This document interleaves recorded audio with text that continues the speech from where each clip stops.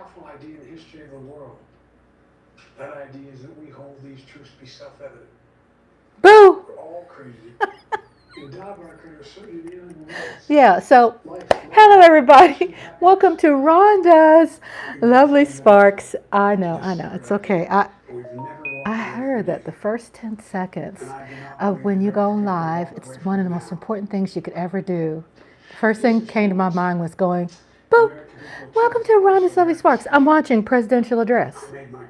I made it. I ran out here as fast as I could so I can go live. I'm watching President Biden, President Biden presidential address. I'm checking it out right now. Y'all tuning in? What'd you say, Andre? I'm trying to poof that hair, girl, poof that hair, girl. Poof that hair, girl, shake that hair, girl. Okay, let's listen. I'm listening to the president. Y'all tune in. I'm watching Joe Biden's presidential address. We gotta keep up to see what's going on. We live in this country. And welcome to the ones who are not in the country. Thank you for understanding our politics better than we do. Okay, here we go. Serve this nation for over 50 years. Nowhere else on earth could a kid with a stutter, from modest beginnings in Scranton, Pennsylvania, Claremont, Delaware, one day sit behind the resolute desk in the Oval Office as President of the United States. Here I am. That's what's so special about America. We're a nation of promise and possibilities, of dreamers and doers, of ordinary Americans doing extraordinary things. I've given my heart and my soul to our nation, like so many others.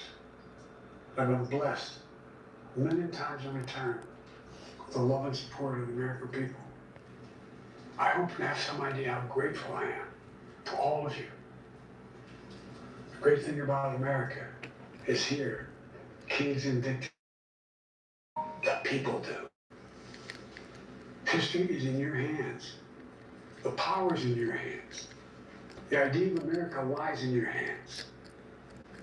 You just have to keep faith, keep the faith, and remember who we are. We're the United States of America, and there's simply nothing beyond our capacity when we do it together. So let's act together, preserve our democracy. God bless you all. May God protect our troops.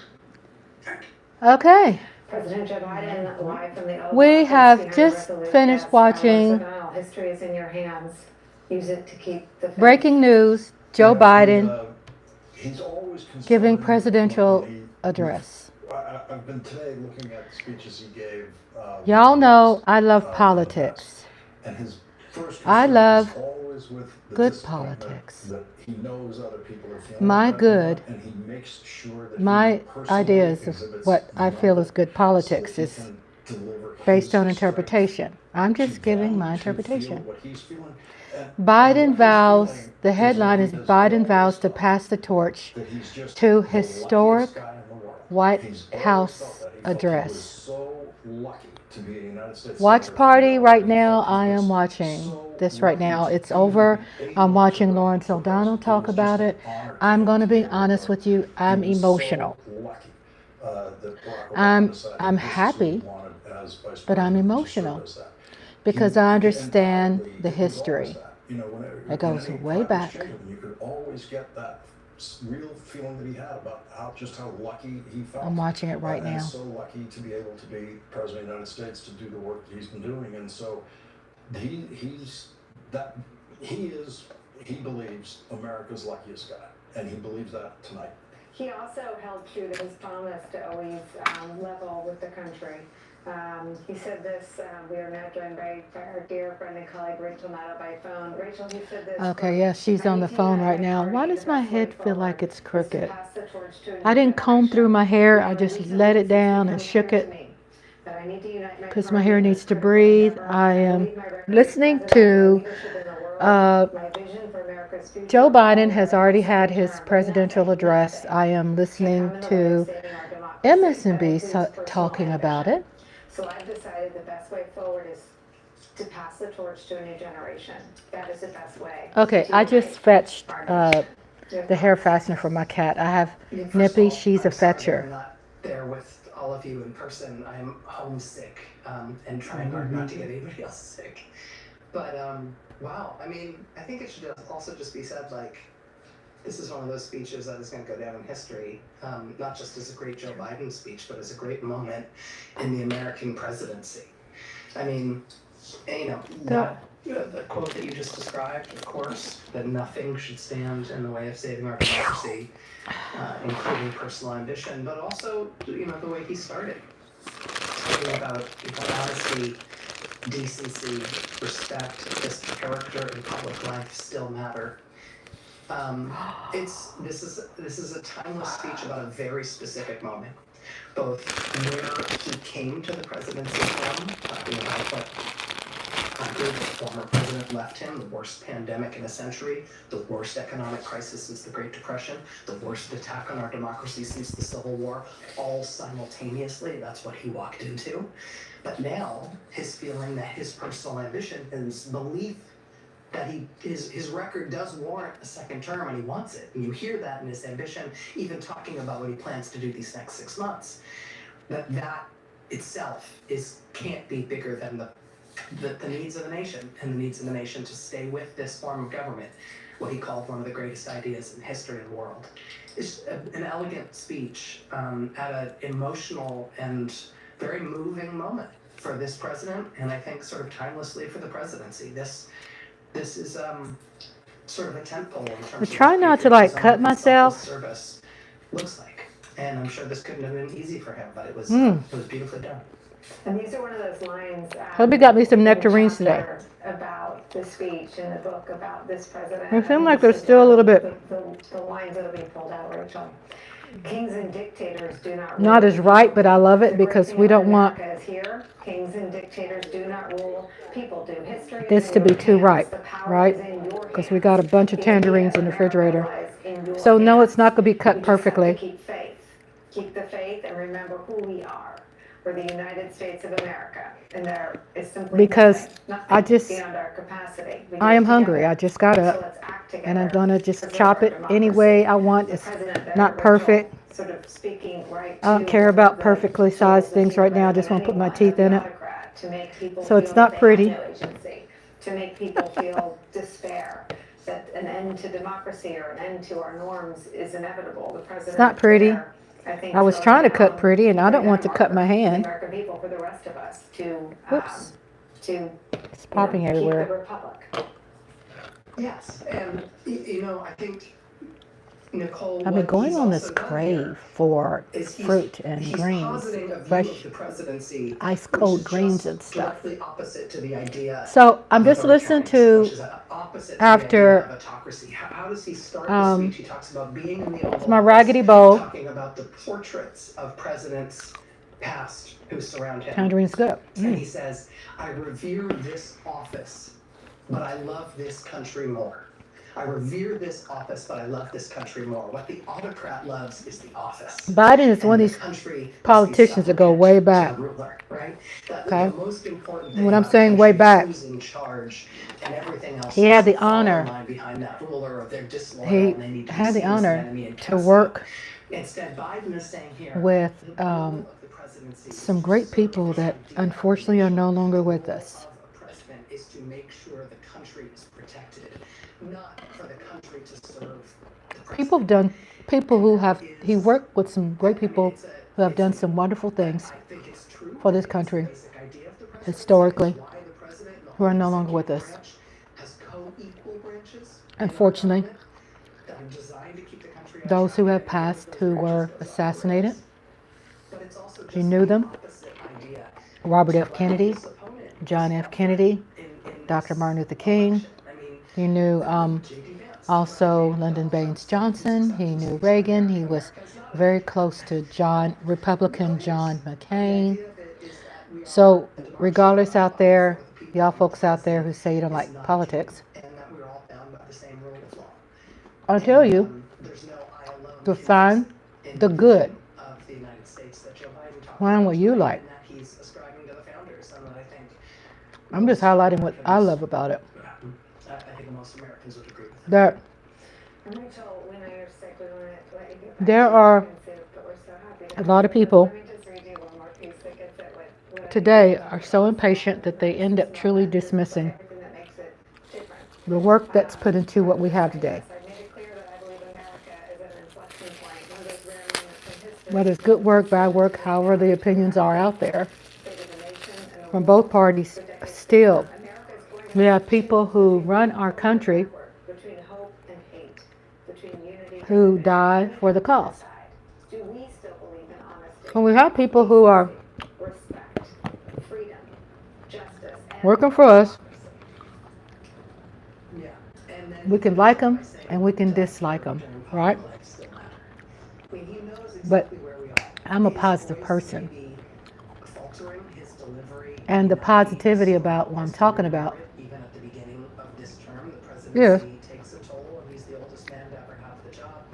And he had this job For at the time great parts that you like about this country, but his vision is that clear, somebody and in politics worked very hard to that we've got. provide that There really is. luxury for you. There really is, without hyperbole, a choice here, not just between candidates, but between the American I system mean, of government or something. You could don't like it And that's what he's talking about. or like it. And, you know, I think But that no if you matter look at what, a Mitt Romney-style Republican or even a Marco Rubio-style Republican, people who Joe Biden are in politics left for the life of this country because I think that he would think, you know what, yeah, there might have be worked risks very involved, hard. but I know that I've got the record And to do the this. opposition's been good for us I have too. a record to run on, and I want to finish the job, and I'm gonna finish Opposition the is what record and do it. sparks What this he's country's saying is, politics. the contest that we're in It's what makes us see things that we don't see. Our country helps people. We help politicians to be better politicians. I have to say that everybody basically who runs to win an office, a position in politics, they have their dream that they think is the best idea. What happens, people like me and you make politicians better, whether we like them or not, whatever the party it is. He's saying it's not about me. It's about whether or not we're going to We stay make the in party this better. And I'm very Mhm. moved by this speech. Rachel, wow. We make the politician better. Please go get better, because at this rate, there should be more. They come in there all polished and cute, Please feel better. no gray hair yet. And they leave with gray hair We've got some great reporting from inside the room. because us American people have put them through some shit. Sometimes it's really hard to bend minds. Oh, excuse me for cussing. We Americans bend their minds to work for us, right? But a shout out and respect to politicians who are in office who are working very hard for us. Sometimes we don't feel like they are. But if I could just take a bite of this peach, nectarine actually, if I don't drop it on the floor, take a bite of it.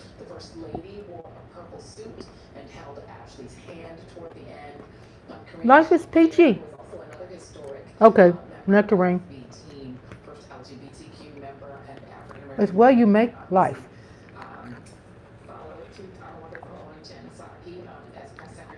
I saw some devastating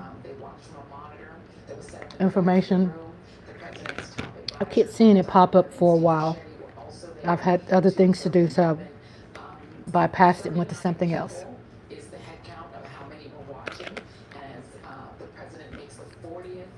But I saw something very disturbing. So when I woke up, went out here, saw my hubby bubby. Say hi, hubby bubby.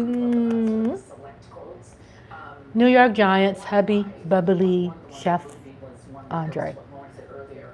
And I said, Andre, I saw something yesterday. I didn't really want to see it. Not that I'm in neglect, not that I'm trying to avoid the truth about our country, not that I am against the news. No, it's not about what y'all think. I didn't want to see it because of my anxiety, because of my pain, because how it hurt me so bad to watch, even though I can't imagine what the kids and this lady's dad is going through. So, hubby knows about it. I watch hardly too much stuff about it, but I watch it because I'm brave like that. I mean, this lady calls 911 a couple days ago. I don't know when it is. Andre, what's her name? The sweet, the nice lady that was unalived. In her own house, she calls 911. Massey. I want to say her name correctly. I'm trying to look it up right now.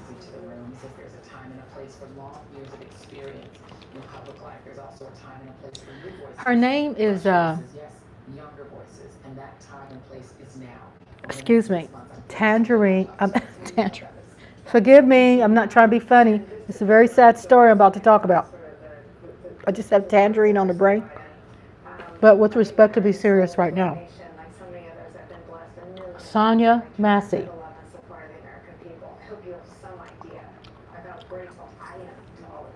I'm not going to go in detail about it because it's all over the place. Hello, Asia Robertson. What's up, my sis? She said, welcome to Sparklets. Yes, welcome. You are a member. I'm so happy to have you as a member. Member for 5 months. Hello, Asia. Hello, Asia. I missed you. Thank you for being here today. Sally, Sonia. Oh gosh, I need to get the names right, Ron. Let me take my time and focus. Hello. Hello. I'm in tangerines. It's good to see you. So glad you're a member for 5 months too. Sonia Sonia Massey, a beautiful lady with children. A black woman was in her home when I heard she called 911 because I believe she suspected some suspicious activity outside her house. She was scared, right? She calls the police. Right? Isn't that what we're supposed to do? I mean, when I was a little girl, I knew if there was a fire, I called the fire department, you know, because back then it wasn't 911, I was a kid. And I called the police, right? When she called the police, she was fatally shot. An ex-deputy who fatally shot Sonia Massey held 6 police jobs over past 4 years. That's the news today. I think it was stopped a couple of times. He had some DWIs. The point is, this person was in a job, right? It just seemed weird. I'm not going to talk about it at length at all. It's too heart-wrenching for me. It's not because I'm weak. It's because I just made a choice not to talk about it at length because it can be upsetting for me. Well, I was just bringing that up because it's important. I feel bad, awful. Yesterday I had mixed feelings of instantly I was angry. It was quick. The anger was quick. And hello, Martha. Hello, baby. Hello. Oh, please, Martha, stay in my lap. Okay, she don't want to stay. I don't need my skin scratched, even though they're love scratches. I don't want my skin scratched. Ow! I've been working too well on my skin. I need extra scratches. Kitty cats. Back to seriousness. I was shook when I saw it on Sonia Massey. There's a video that's out there, her final moments.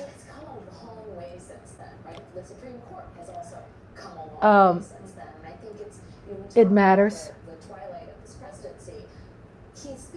because how it's relatable for me, because she's a mom, she's black, and she is a woman. And plus, I've had experiences in my life. Thank God it wasn't like, unfortunately, what she had went through. And so Asia says, I had a rough couple of weeks, and to top it off, just had a death in my family.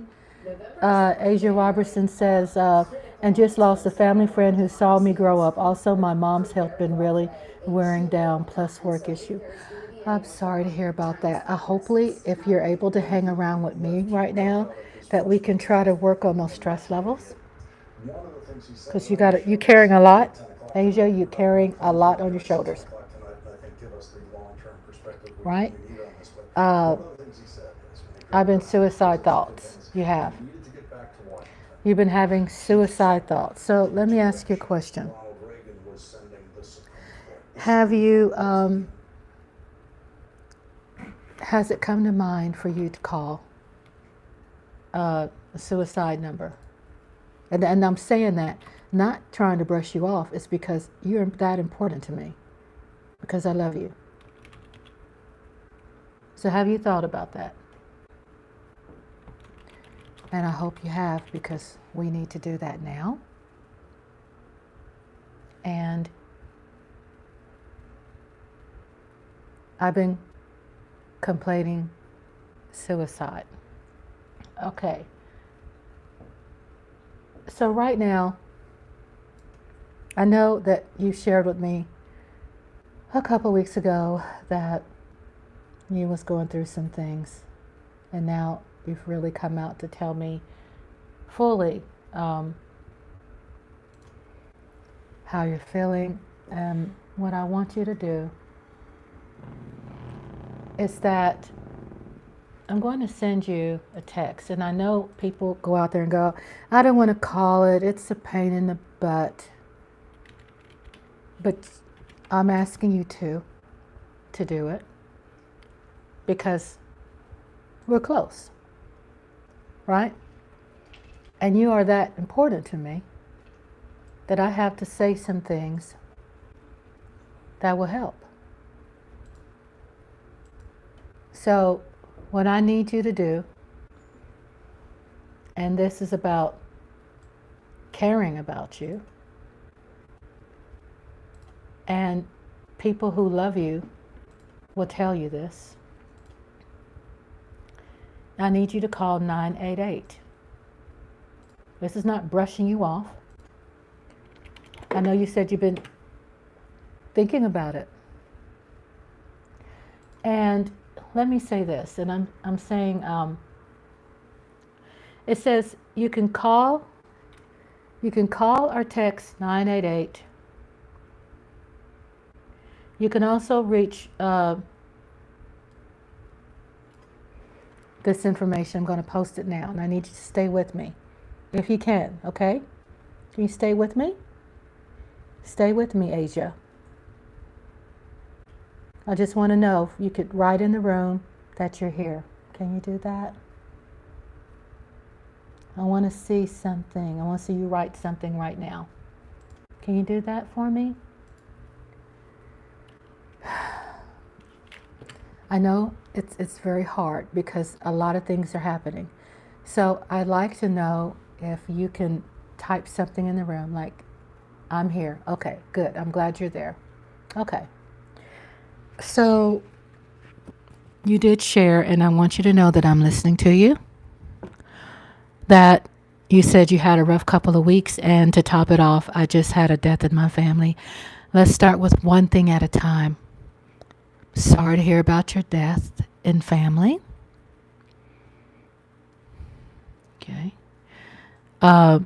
You just lost a family friend who saw me grow up, and with a family friend,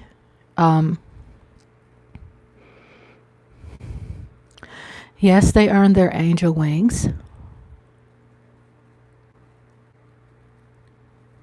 but now your family friend wants you to live. So if you could try to work on some happy things about your family friend and remember those moments instead of her death or his death. So let's just point out and address just quickly that for right now, while you are probably right now at home. And also your mom's health has been wearing down. Okay? So mommy, the third issue, mommy's health is wearing down. And also with mommy, just all you could do is carry your mom in your heart and just remember what mama tells you. Mostly they'll say things like, just, I'm alive right now. Love me for now. You understand? Don't grieve right now, because I know it's depressing and it's heart-wrenching. But right now, just be happy that she is breathing right now, and also understand that with breathing, then you can breathe too.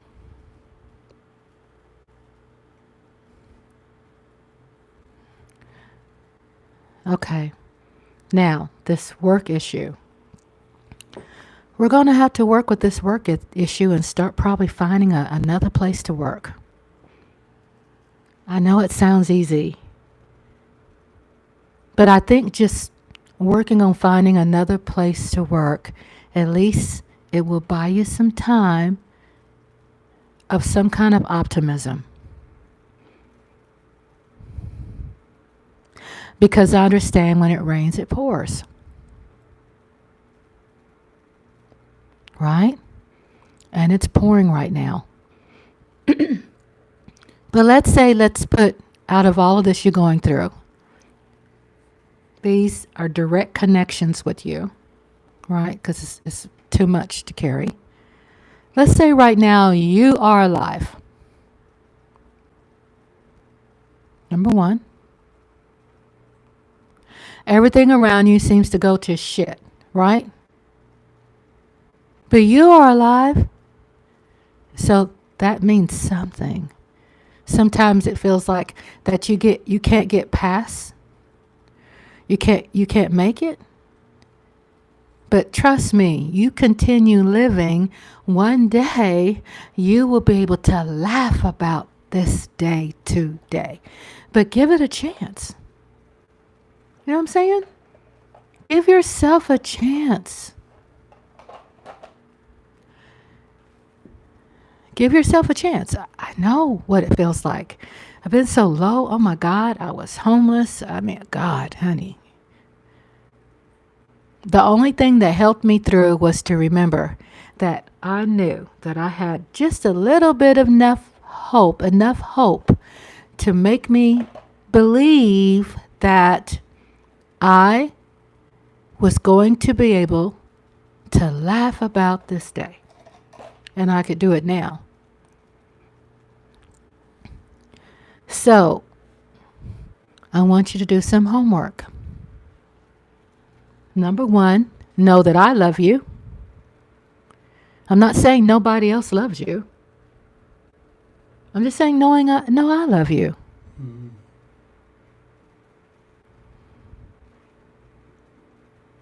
Okay? Let me see you write something. I know it's heavy, but let's just say I love you. Find something in your life that's worth living for, right? That your mother lived so long and has fought so hard that she wants you to be happy and that she wants you to continue living, even after she's gone. Okay, Asia? Even after she's gone, your mama wants you to carry the torch.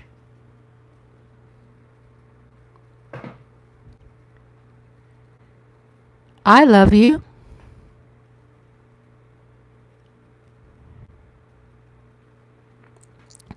Now, I need you to do something else, and I'm going to be on live for a while. And also, reach out to me, and I'll be here. I'll be here for you. Just send me a message. You're not bothering me. And then I want you to see what I posted. I've never tried those numbers, but I have it just in case. And it's okay because you're around people who love you. Do you hear me? So I sent you some information. And I know it's heavy, but I really need you to do this. And I know it seems like a lot, but just pick something out of that. And you can call or text 988. Okay? And then in there I posted, you can chat 988lifeline.org. Or you can reach a crisis text by texting MHA, and there's that number 741-741. 741-741. And just try one number. And you would be surprised that when someone talks to you, how it will give you a spark. It'll be like, wow, I've had counseling before. Counseling is so good. I've had friends who have reached into the well and pulled me out from drowning. I have been there. I'm not saying I know everything you're going through, but let's say I want to know, I want you to know that I know how you feel. But now today I'm living happy because I gave myself a chance. Yeah, it seems like a lot. It is a lot. First is to acknowledge what you're going through. It is a lot. But let's say if we can just get to one space in your life and say, you got someone in your life that loves you, that you're going to make it through this, that we are watching you, the ones who really love you, we are watching you, and we want you to make it through this. Because we love you. And then if you could be so kind, if you want to do that, give me an update. I'm not going anywhere right now. I'm going to be online. Even if my devices go dead, I am going to cut it on my computer right now. I have probably a good 3 long hours. I'm going to be here. I'm accessible. Know that sometimes when people earn their angel wings like your friend would want you to be happy. Try to at least find one great memory to carry with you. And think about that. Think about that. Probably one funny moment. And hold on to that. If it's just one, hold on to that and just find an opportunity. Just every day, hold on to that one thing and just laugh about it. If you have more than one, great. But right now, let's just do one. And then slowly be patient with yourself as you grieve while you look for another job. Because that job is not good for you.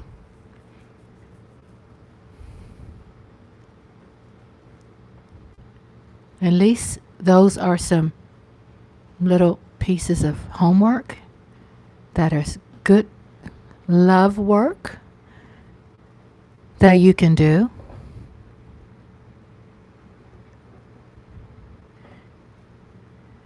And that would be good if, because you're caring too much. Not too much. Job sure doesn't help when they acting like poop heads.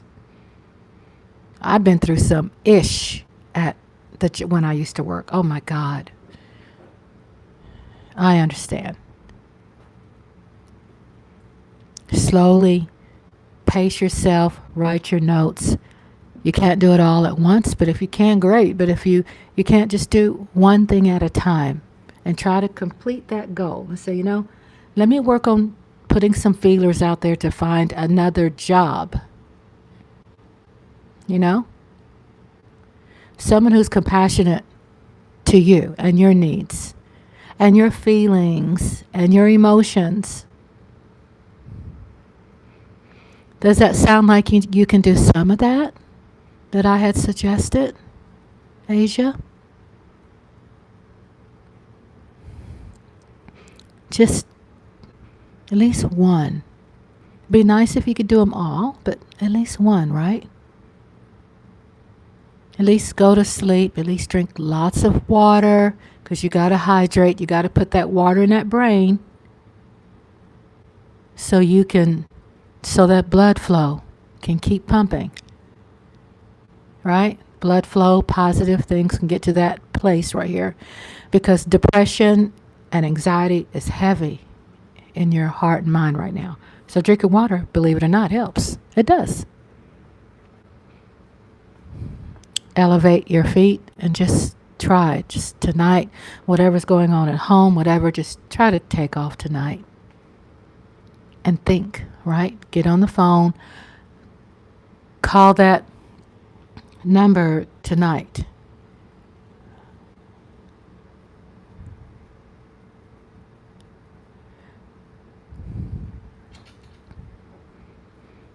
Text 988 or chat. Like, do that tonight. Like now. I'll be here. If you have a phone and another phone or something, call it and have me here in the background. You don't have to hang up or whatever you're doing. Get another phone, call it now. And I'll be on the phone. I'll be here.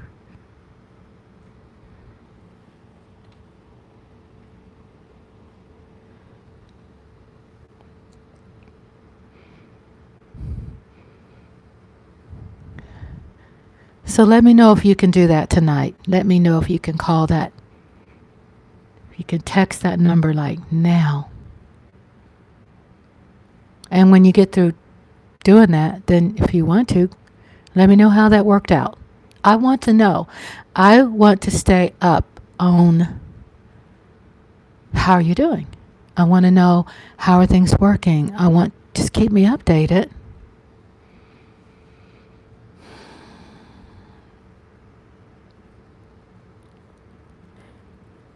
Call or text 988.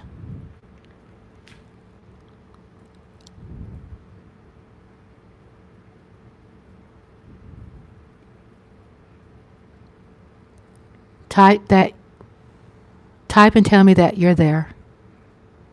I want to know if you're there, Asia.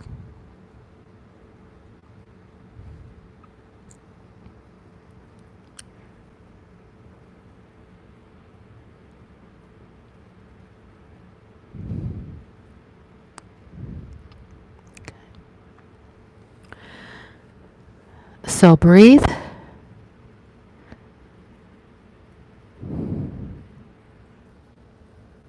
Okay. All right. I'm glad you're there.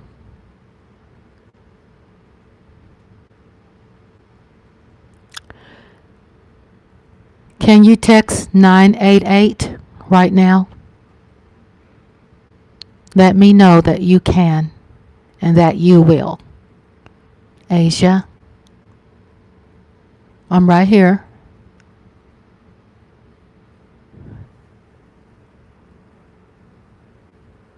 Can you do that now?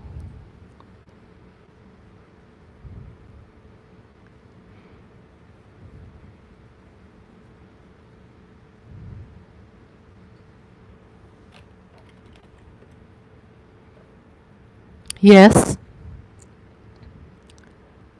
I'm not hanging up. I'm not going nowhere. I'll be here. I need you to call them now. It says call or text. What I would do is call 988.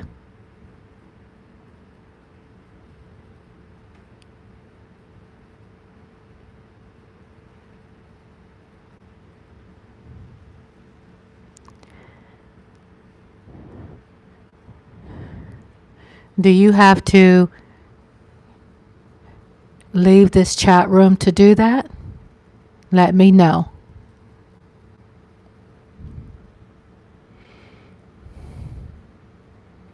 You might have to leave the chat room and dial 988.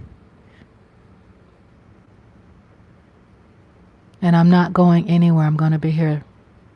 So when you are through talking to them, just check back in with me because I'm going to be here. Okay. Okay, so you're leaving the chat room and you dial 988. Okay?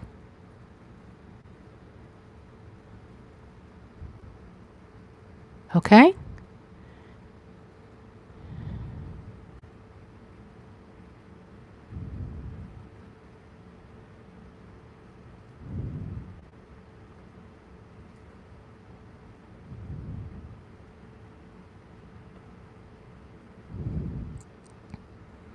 Okay. 988.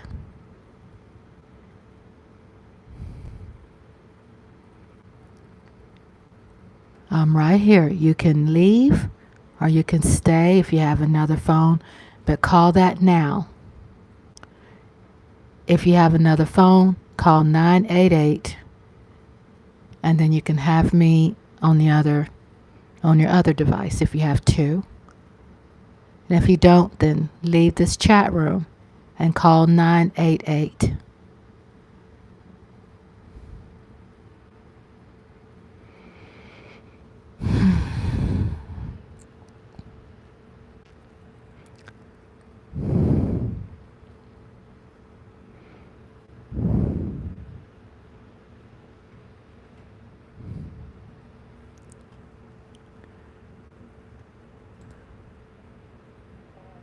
I am right here.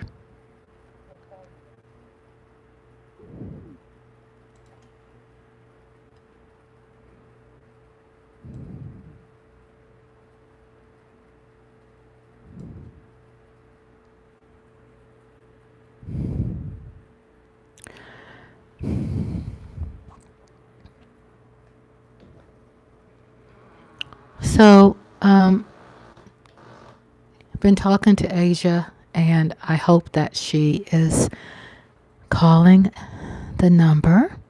And I told her that I will be here so she can check back in with me and let me know how it went. I don't want her to feel that she has to be in a hurry. She doesn't have to check back with me tonight. If she does, that'll be great. I'll be here. But if she wants to check back with me, I'm accessible, but I'm going to be right here. I want her to take her time and just do that, like right now.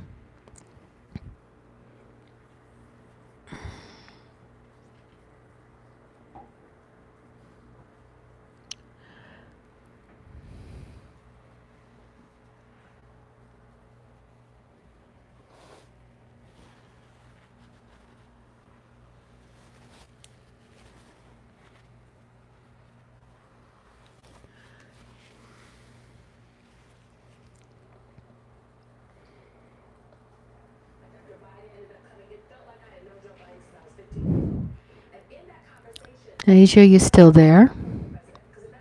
Have you left to call that number?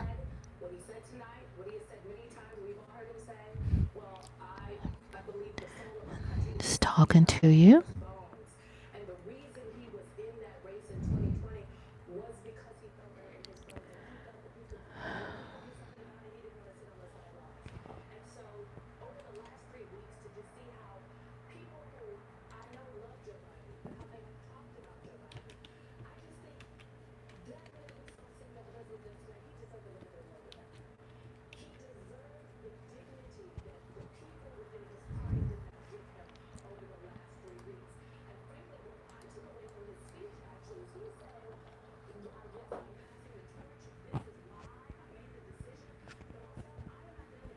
I'm thinking what Asia is going through right now is just processing some things,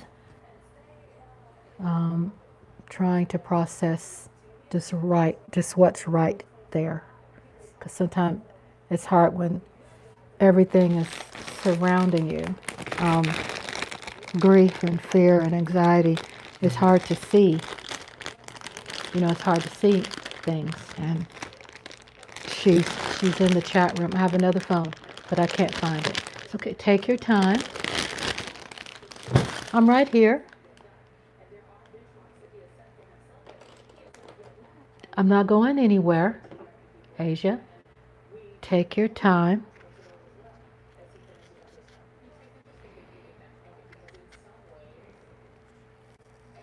I am right here.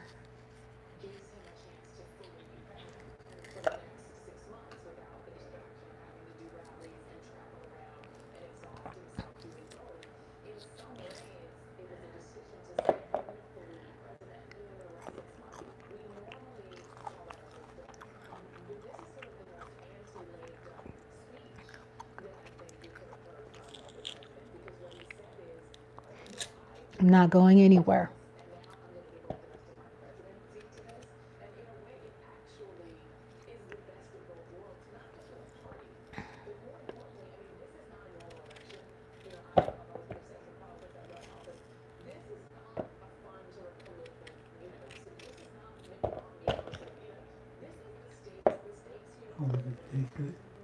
Oh, yeah. Oh, good. Okay. So, Asia, you found it?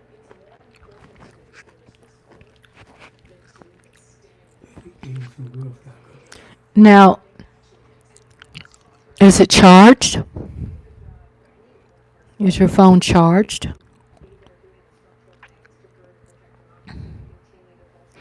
And if it is, text, or it looks like you can call, actually, call 988. And if you want to, keep me on the other phone. I'm right here.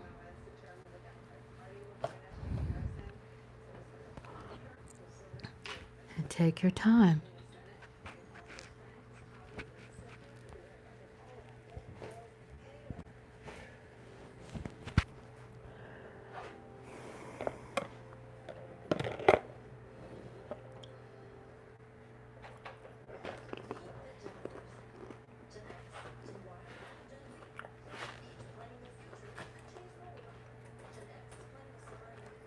Okay, good. Okay, you said it's pretty charged. That's good. Dial 988 and then let me know what happens when you dial that. If someone is going to be there on the phone. It's a crisis phone number.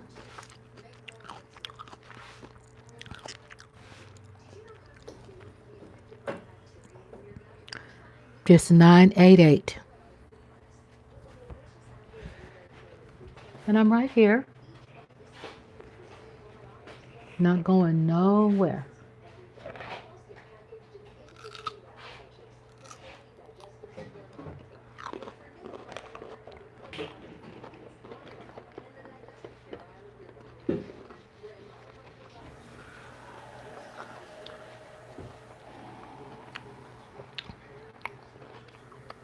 Plus Lola said, stay strong.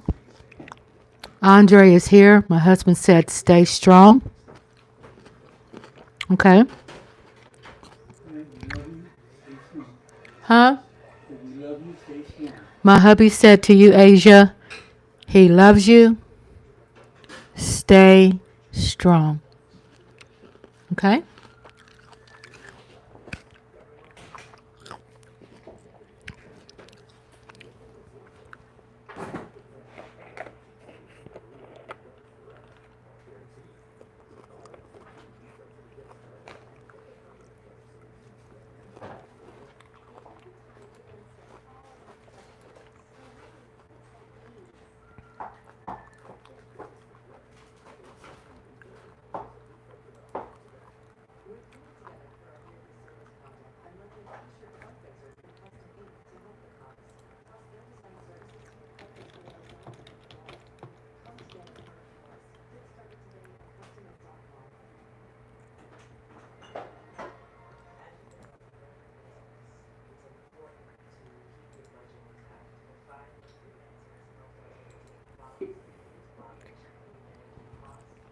Let me know if you dial that 988. Okay. We're right here with you.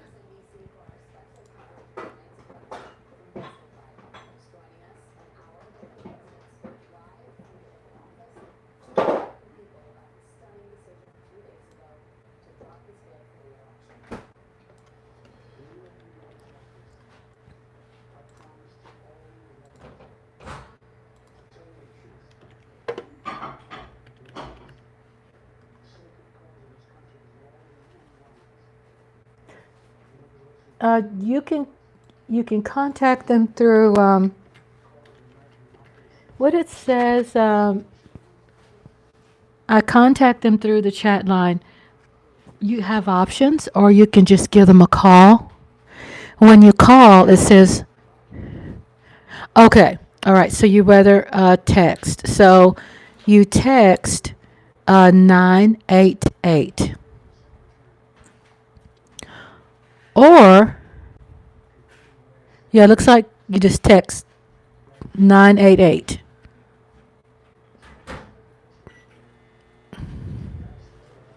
And it's supposed to just send the text. Let's see how it works. It says when you text, I'm going to post this right now, okay? We're doing the work together. Okay, good. We're doing the work together, Asia.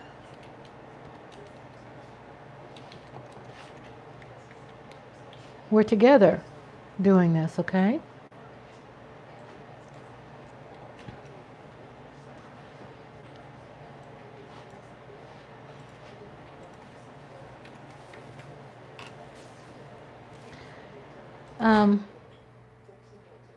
Says when you text, you will complete a short survey letting the crisis counselor know a little bit about your situation. You'll be connected with a trained crisis counselor in a crisis center who will answer the text and provide support and share resources if needed. So sometimes it's like when you go through something new, it just feels like it's different. But also, when you speak to them, reveal to them how you feel. Reveal to them, just be relaxed and just tell them the truth. Because these crisis counselors, they know what they're doing. You know, it's like they have a way of just saying those things that truly matter because they are trained with crisis. So you said somebody got through. Okay. I'm thinking what that means is you're probably talking to someone now.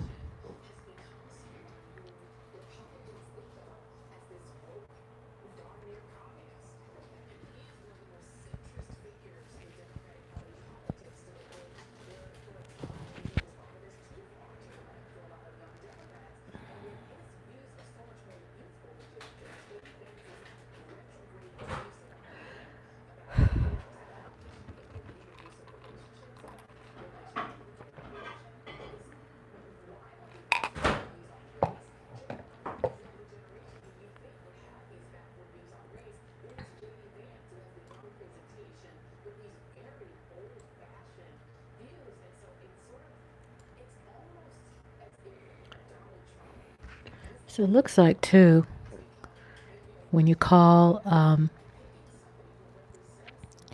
they stay on the line while your call is routed to someone local. It seems to be a process, but just be patient with the process. You know, it's worth going through the process because your life matters to us, matters to me. So I just am excited and happy that you're going through the process of what it takes. Because I know it seems like a lot, but right now you said you want to chat, and that's awesome.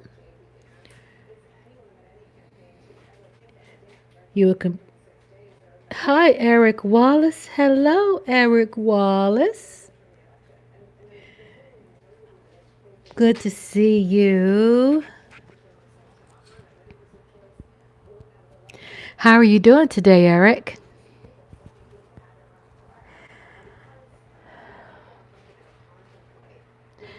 Eric Wallace says hello to Asia.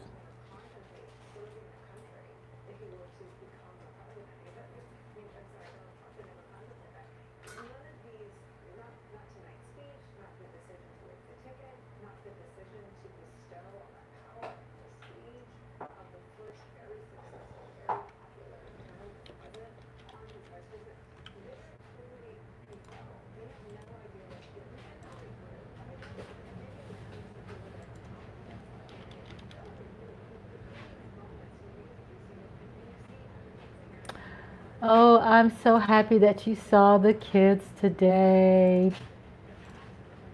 Eric Wallace.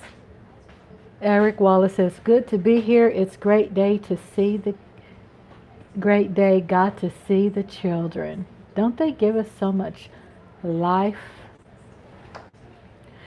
They just give us just an added reason to just live, you know? They do.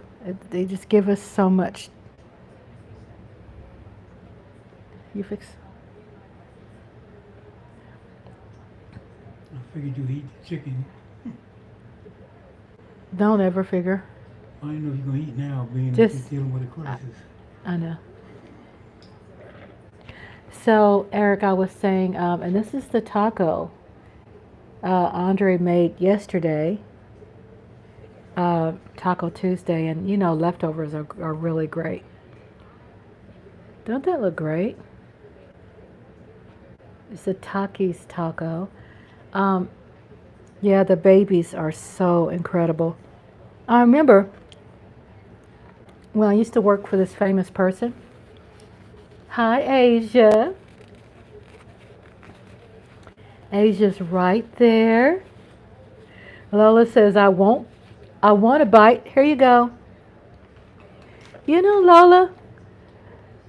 So my hubby came sitting right by me with 3. And I'm like, no, he didn't. No, he didn't. So I took one of them. No, he didn't.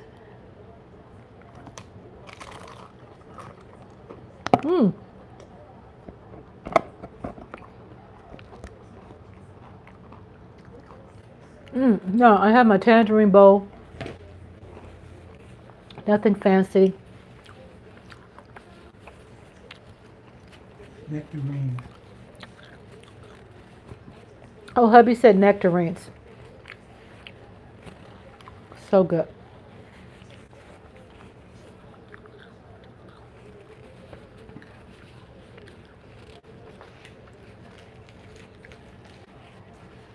Eric says, yes, ma'am, Rhonda. They are definitely a huge, huge part of my life. I would have loved to have been a dad, but the CP stuff, it's a tad impossible. Did you get some Dr. Pepper? Is there some more beef in there? Okay.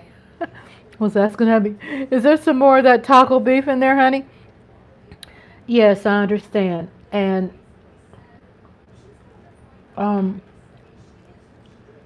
what's amazing, Eric, is that what you have on the CP, but you could still find sparks in your life that makes you happy. You know, sometimes it might feel like that you are in a minority and you're not.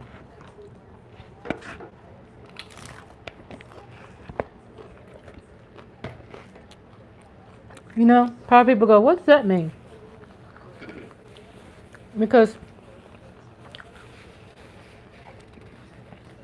what makes it so awesome is that to survive, when you are at least doing the work you need to do, and that work is to be available for someone to love you, and you make yourself available, Eric. You know what I'm saying? Asia, You make yourself available for me to love you, for my hubby. My hubby shouted out to you, said, I love you. Lola loves you. Remember 988. You'd be surprised what that number will be able to do for you. Probably will help you find another job. Let them know what the job is doing to you, and let them know, I want somebody to help me get another job also. Because obviously the job helps you pay for your bills, your groceries and things, right? Well, a job is important, but it's awful to have a job that's not good for you. You have outgrown that job, Asia, you know? But I'm glad for you, Eric, that these kids that got to see you made you happy. Life is so important that you got to at least put yourself out there for people to love you. Like what Asia did. She put herself in here to let me know so I could tell her that I love her. Because I needed to tell her that. Well, you need to tell her that. And sometimes someone telling you love you, it's a lot, but it's not enough. That's why you need, to call that number. Hear their voice, because texting sometimes is like a lot. It's a lot of texting. It's a lot of things to talk about that you need help with. Finding another job, that you need help dealing with grieving and dealing with those things that you had mentioned. Eric Wallace says, yep, actually there is a guy and his wife who are also disabled, and they have 2 kids. Now I can only assume they adopted those kids. Their kids are cute. Oh, that's so great. Do you know what's a lot of me and my hubby's lifeline is our grandbabies. It is what it is, especially, our grandbabies. That we're just going to leave it like that. It's amazing what they say. It's amazing how they feel. It's just, I'm trying to see who's down there. Like, what are my cats doing now? Really, cat? It's pretty cool too to see that, there's a guy there and his wife who are also disabled, have 2 kids now, and that you think they adopted. They found their happiness. It's your life. You know what I'm saying? When it's your life, you fight for that. You fight for that. I'm hoping that Asia is on the phone.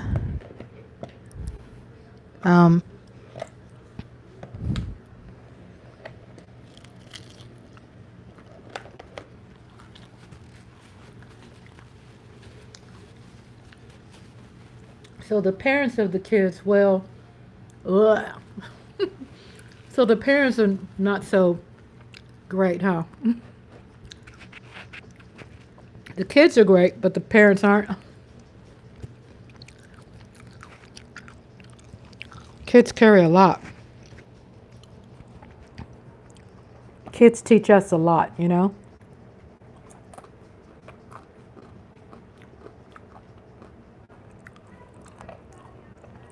So I'm sharing a bite with Lola. I'm talking to Eric. He had a great day with the kids. No shocker here. I don't really care for the parents.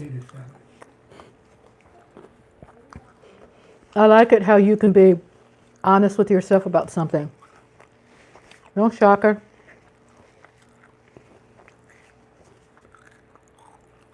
Oh, that's what I was saying. I'm looking for a famous person.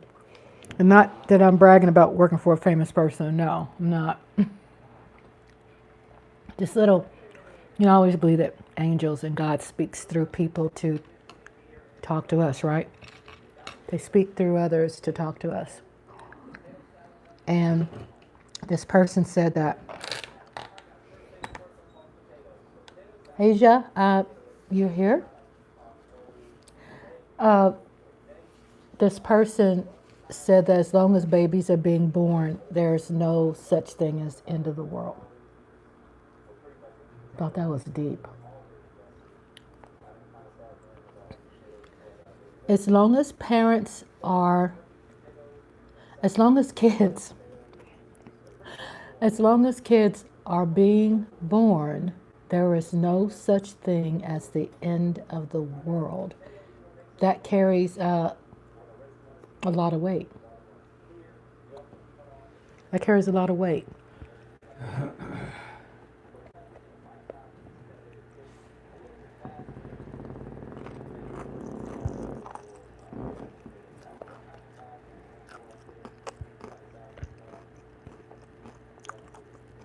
It makes you think, that makes sense.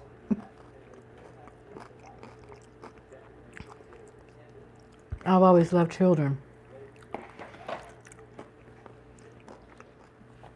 Always loved children. It tells you a lot.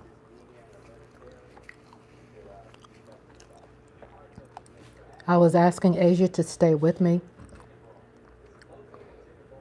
I'm hoping Asia made that call. I told her I'm not going nowhere. I'll be here. I'm right here.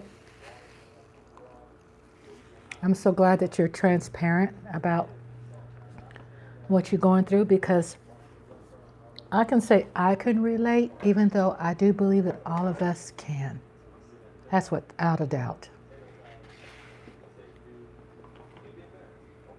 It's just right now you're going through it. The reason why that you see me so happy today, because I've been through my own hell. And I celebrate because I asked God, I said, God,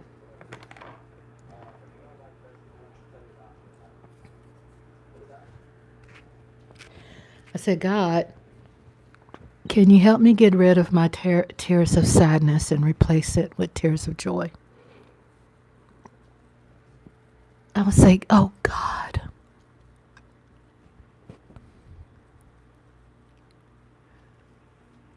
Please help me get rid of tears, because I remember I used to cry so much. I didn't realize how much water my body could produce. I'm not joking. This is not a joke. I'm just being serious. I had so much water that came out in a form of tears, that I had so much tears. I cried so much. I was really surprised that I still had eyeballs.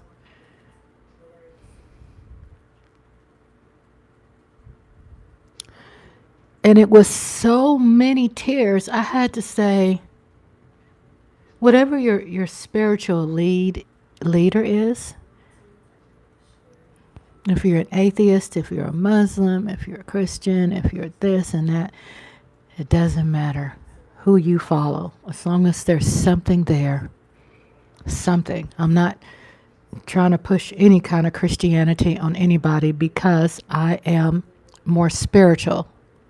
I'm not religious. Because I don't believe in circles of people that say bad things and the preacher's doing bad things. And I'm sitting there and I'm taking my time off to listen to you, and I know you're doing some bad things, and I'm going, amen. No, it doesn't work for me. So I'm just spiritual, but that's good enough for me, right? You just have to find what's good enough for you, right? What's good for you? What works for you? What gives you that spark? That spark is, I was telling people yesterday, Rhonda's Lovely Sparks, and that spark, I was telling people the meaning of my name and where did I get it from. And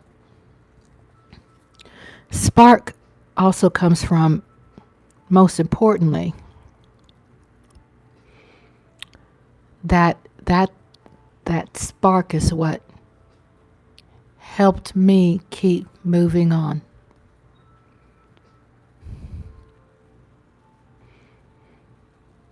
It was just a spark, because I had nothing else. It was just a spark. Because when you get to the point when there's despair and grieving and you have nothing, you think you have nothing to live for, and the job is horrible, and then you have all this stuff going down and crashing on you all at the same time, then you get caught up in like a whirlwind, like a tornado, a storm. And then it feels like that you're going in circles and that you can't get out of it. But while you're going in that storm, sometimes the storm is not going to stop. Sometimes you got to find that spark. Right? And then you got to dig deep. What's the spark? Well, in that time of crisis, my spark was my daughters. I thought that raggedy ass sperm donor wasn't qualified to raise them. I'm just saying. He wasn't qualified. I said, oh my God, that was a spark for me. Lola says, say what? They're biological, whatever you call it. He's an ex for years. I'm not mad. I'm not angry. I'm just being honest with you. It's the truth. He's just a sperm donor. And I never talked about details of it. And I don't think it's fair to talk about details of it because it affects my daughters, right? I'm not saying that to be modest. I'm just saying. But what I can say is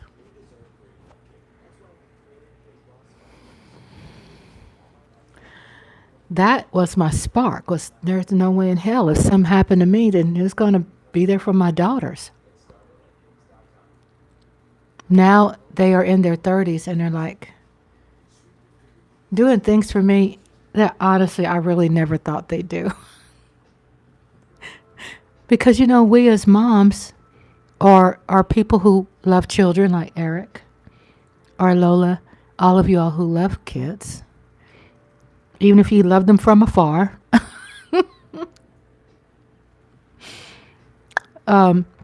Whatever the kids are in your life, it is a sign that the world is not coming to an end. So it means you got to keep on living, Asia.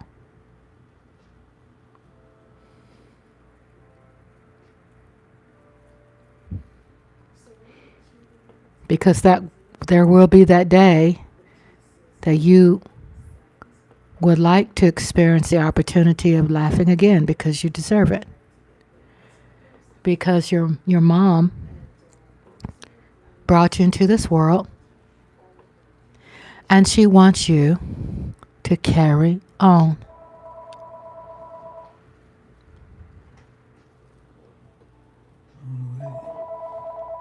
I don't know who that is. We don't answer. You can just go on and let it go.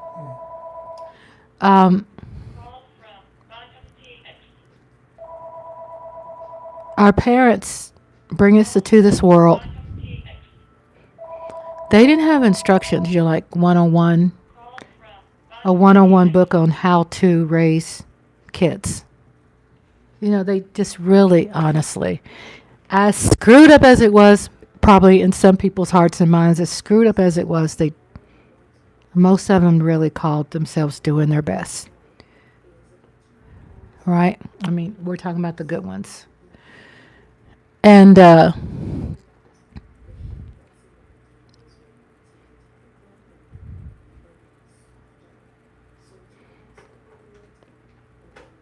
a good parent,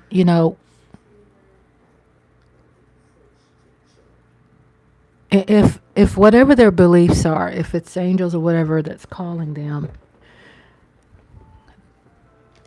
and it's time for them to let go. Because a lot of times people get tired and they're just ready. And a lot of times it just doesn't feel fair to us. You know what I'm saying? Because we want them to live forever. We're not ready. My husband had to, and still is, we still grieve. You know, he lost his mom. And, oh my God. My cat's just spilled over something that has 1,000,000,001 tiny little pieces. Oh my God, did you hear that spill? Didn't it sound like 1,000,000,000 marbles hit the floor? Oh my God, now I gotta get down on the floor and pick that stuff up. Whew, Lord have mercy. But kids, my husband's making me hungry. He's watching this live potato salad, barbecue. He got some ribs today, some pork ribs. He's going to do something real speciality. He said Sunday.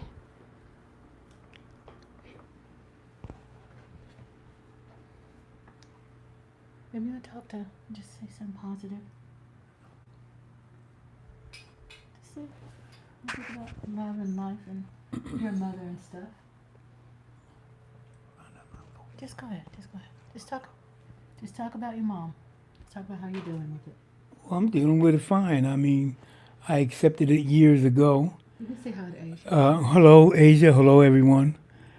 Like when I lost my mother back in 2016, we've been expecting her. I mean, she was diagnosed 15 years ago that she wasn't going to make it a year.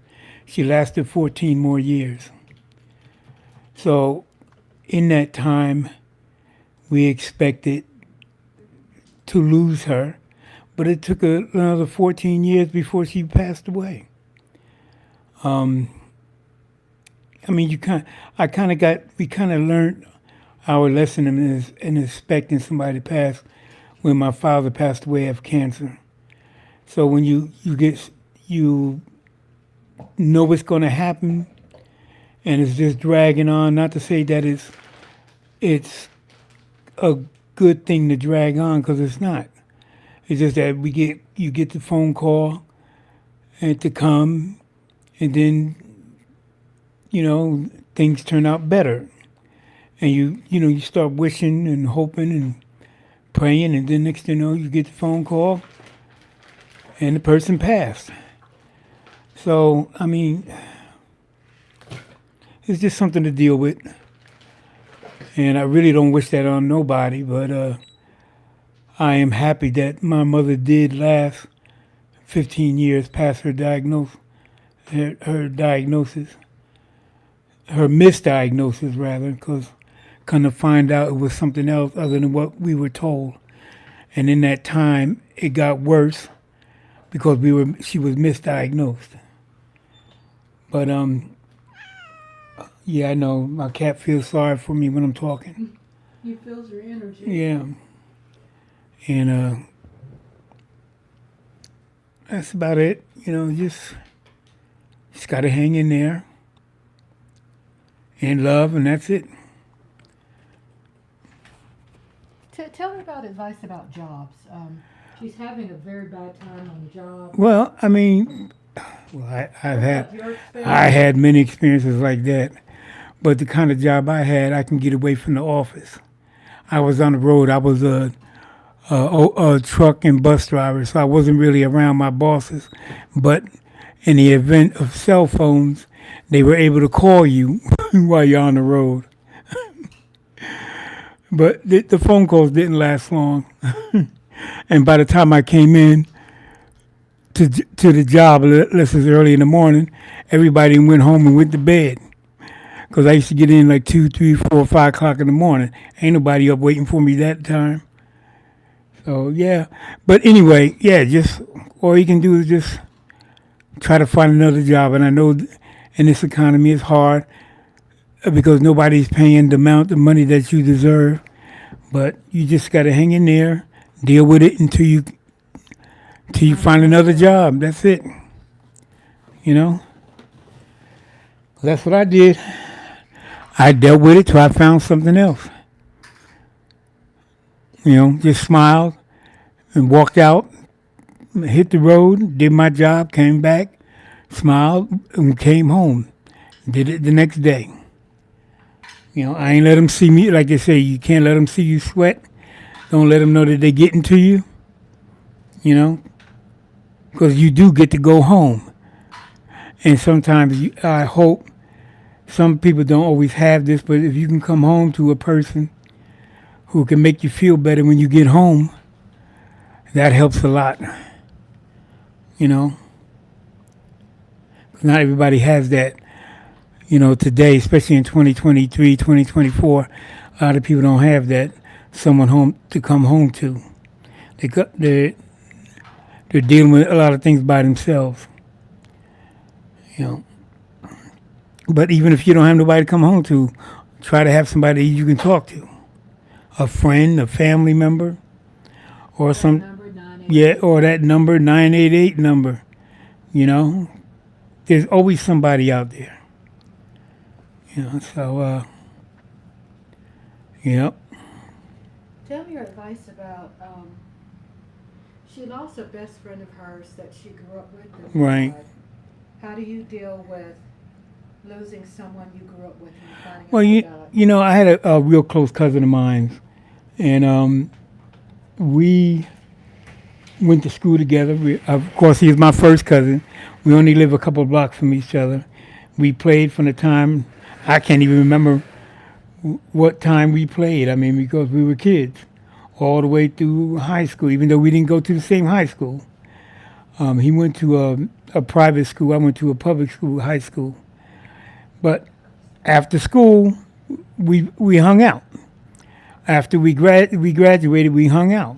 We got our jobs, we hung out, watched football games together. He was a Giants fan too. And I used to go to his house whenever I was home from the road, which was very rare. But when I was home, I would be invited to his house to come over and watch the games and have some buffalo wings, because he had this beautiful, great recipe for buffalo wings, which I taught Rhonda. But anyway, he passed away. He got sick with a lung disease from Advil. And he told me, he said, Andre, never take Advil. It messed my liver up. Not lung, excuse me, liver. He got a liver disease. And he was on a waiting list for a liver transplant that he passed away before he made it on the list, before he got to him. And he told me, he said, Andre, never take Advil. And I never took Advil. You know, even I started being anti-Tylenol, anti-medicine at that time. I wasn't really a big person on medicine anyway, but I became less and less. I would take my shots and stuff like that for vaccines and stuff, but outside of an aspirin or something like that, I was kind of like anti-medicine, especially when he passed away from a liver damage. And so it was kind of hard to deal with it, because when we had that talk, when he was trying to tell me that he was dying, and I didn't want to hear it. I wouldn't accept it in my head. And I was very selfish, because I didn't believe that my cousin was going to die. He's telling me that he's going to die. But in my head, I just couldn't. No, you're not going to die. I was not accepting it. But it happened. He passed away. And it hurt me. And I had to talk with my mother before she passed away about it. And she told me, when someone tells you that they're going to die, you listen to them. Don't tell them no. Don't tell them that. Don't tell them nothing. Listen to what they got to say. Listen to them talk, because hey, it might be the last time they ever say anything to you. You never know. And it was a lesson for me, because from that day on, if somebody ever said, I had another friend of mine, one of my coworkers told me, and he's a heavy smoker, and he told me he was diagnosed that he probably going to die from lung cancer. Thank God he's still here to this day in 2024. Unfortunately, he's still a big, heavy smoker. But he told me over 10 years ago that he knew he was going to die. He was told he was going to die from it. I had several talks to him about it, but he told me, and this is straight from his mouth, he said, Andre, I'd rather have cigarettes than food. I would rather have cigarettes than something to eat, something to drink. From that point on, I never said anything to him about dying again or about smoking or anything else again. You know, because this is the way you choose you want to go out. Hey, I'm not going to tell you you can't do it. I'm not going to do it, but hey, I'm not going to tell you you can't. You know. But yeah. Yeah. Oh, hold on 1 second, please. Trying to get this wire around. Okay, go ahead. But yeah, here you go, Rhonda. Huh? I was telling them about Julio and about Bobby and Your friends? yeah, about Life goes on. yeah, life goes on. I mean, I was telling them how in denial I was about Bobby dying, Mm-hmm. and I'm never going to be in denial about anything when somebody tells me that ever again. Here you go. Thank you, hubby. Hopefully that gives you, I know. I don't have to hope. I know it does give you, you know, some breathing room, you know, some, what'd you say? Different perspective. Different perspective, my husband says. Gives you some different perspective.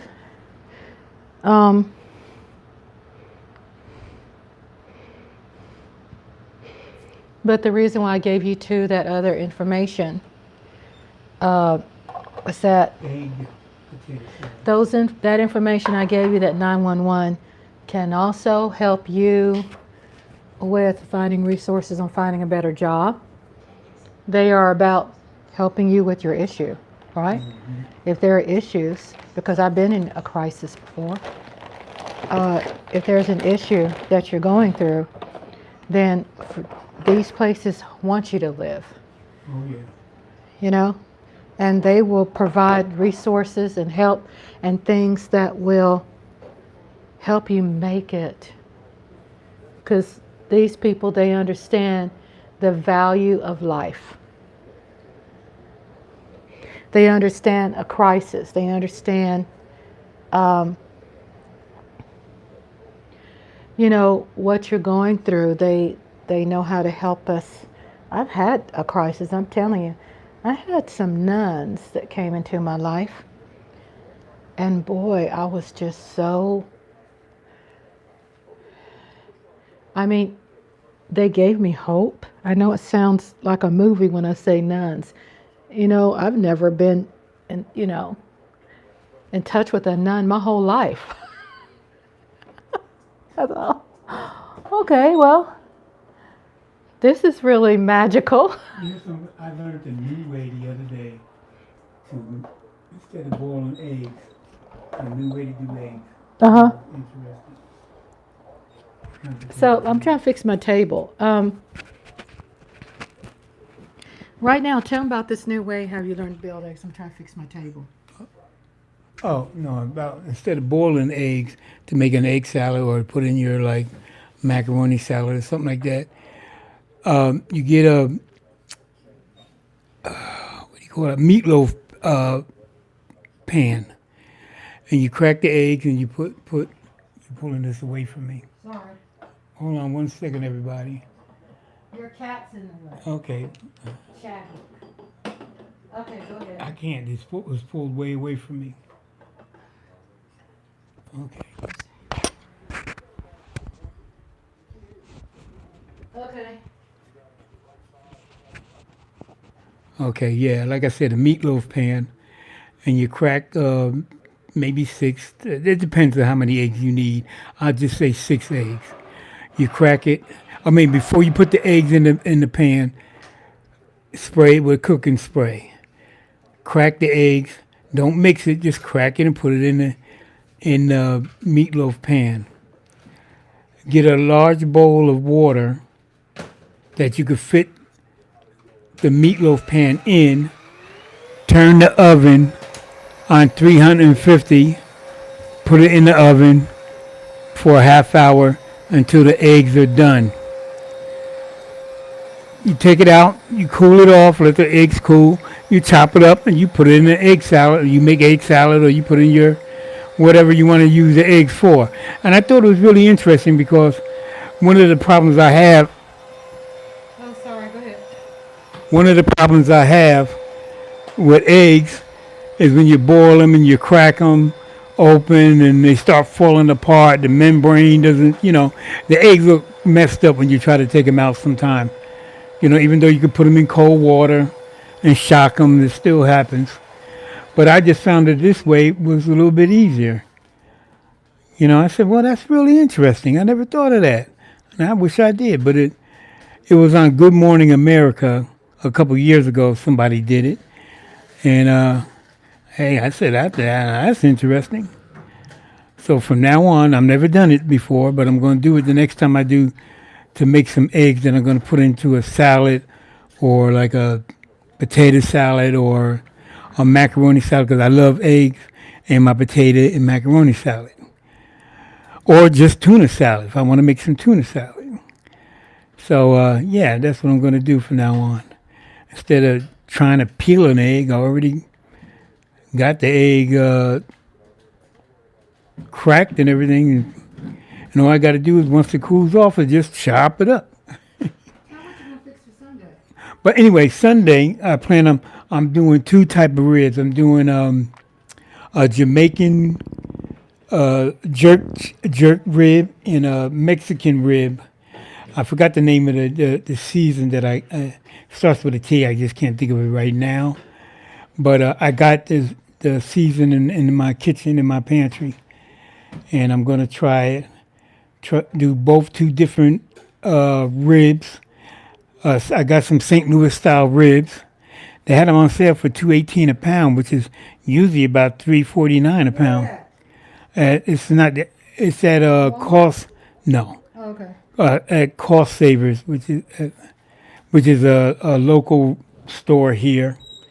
Yeah, $2.18 a pound. I couldn't believe it. I said $2.18, and they were some big ribs. So I brought 2 of them. They're about $9 and change, almost $10 each. But they're really large, and I'm gonna do both of them, jerk rib and a Mexican rib. So I'm doing a Jamaican style rib and a Mexican rib. This Sunday with some baked beans and maybe some potato salad. I'm checking out a potato salad. I like to check a lot of different recipes, and then I come up with I want to see what they do, these chefs do, and then I try to put everything together and come up with my own little, what I like and what I just asked you, is that your long short shirt? Huh? I was telling her about the long shirt I buy you. I don't know if she said Yeah. it. Yeah, I get. Yeah, it's a long shirt. Different colors. Yeah, it's one of them long shirts. Yeah, but here's Rhonda. I want to get back into the recipe. Here's Rhonda. I was just, I had some things, like some things under my feet. I had to vacuum. And I had to like stretch a little bit. Give me some cold water.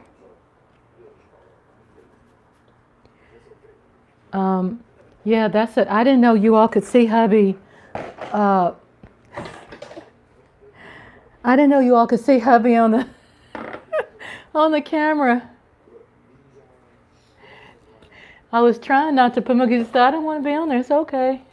I was trying not to put him on there. Don't you dare look at that there and try to climb up. Yeah, we're just here chilling and reaching out with our hearts and minds to people who we love on a deeper level. Just trying to give people hope and a reason, to live.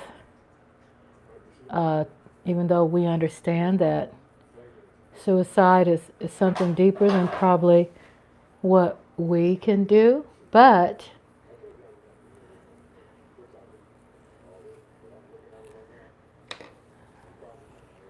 I think it definitely helps when someone says they care about you. You know what I'm saying? It helps when someone says, I care about you. That I've been through something like that before. Similar. We can't walk in your shoes, but we are sure empathetic enough to pour into you, what we experienced and to help you, and probably, gems that we've learned that helped us give us a second breath, a second chance, a third chance, a fourth chance, whatever it takes, that you have.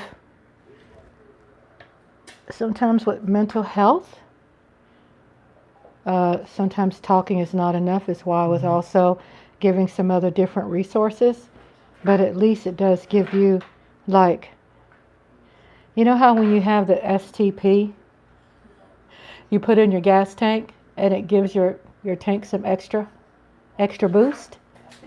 We're that STP, right? We're like encouraging you to get some resources, and those resources, I've had resources to help me in my crisis. It's no shame in my game. Nobody should be shaming you. I had people to help me, and I love them for that, and I needed them, and I thank God they were there, because family was not enough. Family was not helping me, and family, to be honest with you, wasn't qualified to help me. Sometimes family members are sometimes family and friends are not qualified to help you. We could put a lot of weight on them and want to say, well, you're my best friend. I thank you so much for helping me. But sometimes when it gets to certain things, they can't handle it and they're not qualified. And it's really not really fair to put that on them, even though they want to help, and even though it helps, right? We're not trying to eliminate that, but sometimes it's too heavy of a weight that what's going on with us, it's not enough for you. It's not enough for me. It's not enough for people out there, right? You got to get the counseling, and you got to continue with the counseling. I know sometimes things get a little expensive. Then if it gets expensive at one place, don't quit the counseling. Get it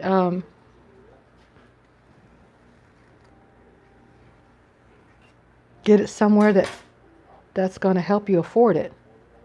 I was telling people how much I like the Kardashians, and a lot of people go, have had a lot of negative things to say. Let me put my other lamp on. I'm not going anywhere. I'm right here. I'm not going anywhere. Just my light. I have to put a new battery, a new charged light on.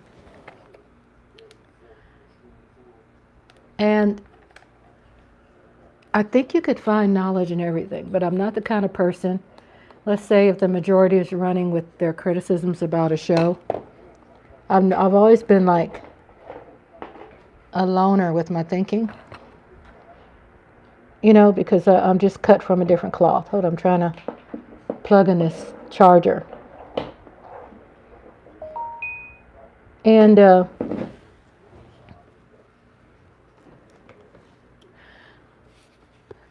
I'm a smart lady. So if I'm going to listen to Kardashian, it's going to be something that I'm going to get out of that show. It's not going to waste my time. So I've learned some life lessons. You could learn a lot when someone else has went through something. Don't you think that it's great to kind of see if you can learn some things to make sure that you don't make those mistakes that they did? That's why people talk so much. That's why I talk so much. That's why the Kardashians talk so much. I was curious. I was saying, well, what's all the hollering about? So I said, well, let me go check it out. And that's what you do when you don't understand something. Go check it out. Don't shoot it down. You know what I'm saying? Check it out. So I checked it out, and I ended up learning about how they dealt with crisis in their life. You just can't write someone off just because all rich people don't have problems. Everybody who's human has problems.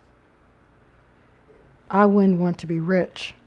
I'm telling you, I don't want that. That's a whole nother problem. People think that being rich is going to solve all your problems. No, it doesn't.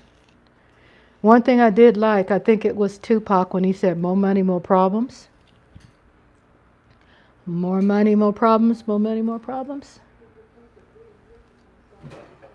So my husband has me on TV.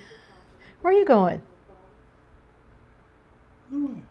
You're not going to sleep yet, are you? Oh, hell Okay, hubby said he's not going to sleep.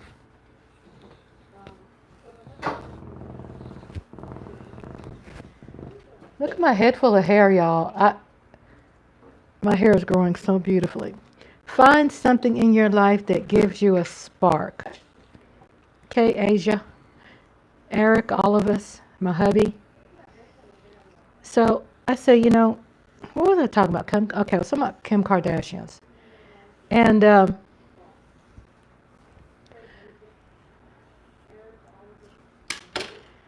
it was something that they were talking about, that people have problems. Oh, good. You said you're back. So tell me, how do you feel now? How do you feel, my love? Asia says she's back. How do you feel? And check out the replay. Hubby, it'll give you something to listen to. Hubby shared some words of encouragement to you. He talked for a while. Hubby was talking about how he dealt with grieving the loss of his best friend, his cousins. He talked about how he dealt with challenges on the job. He talked about oh,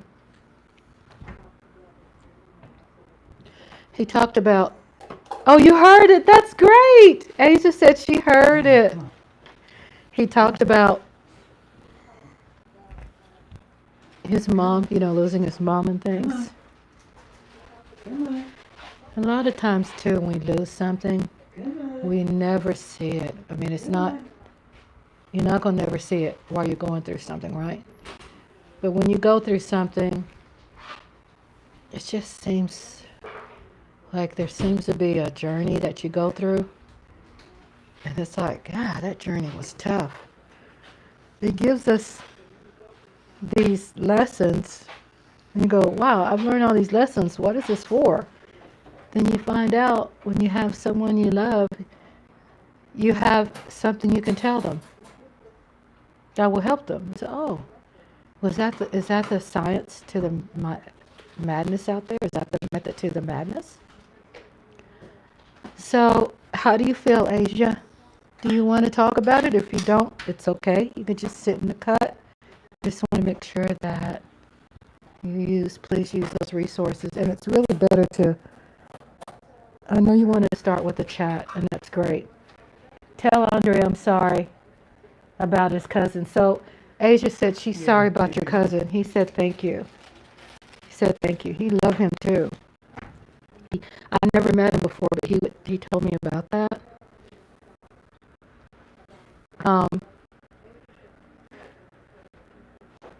You finished this?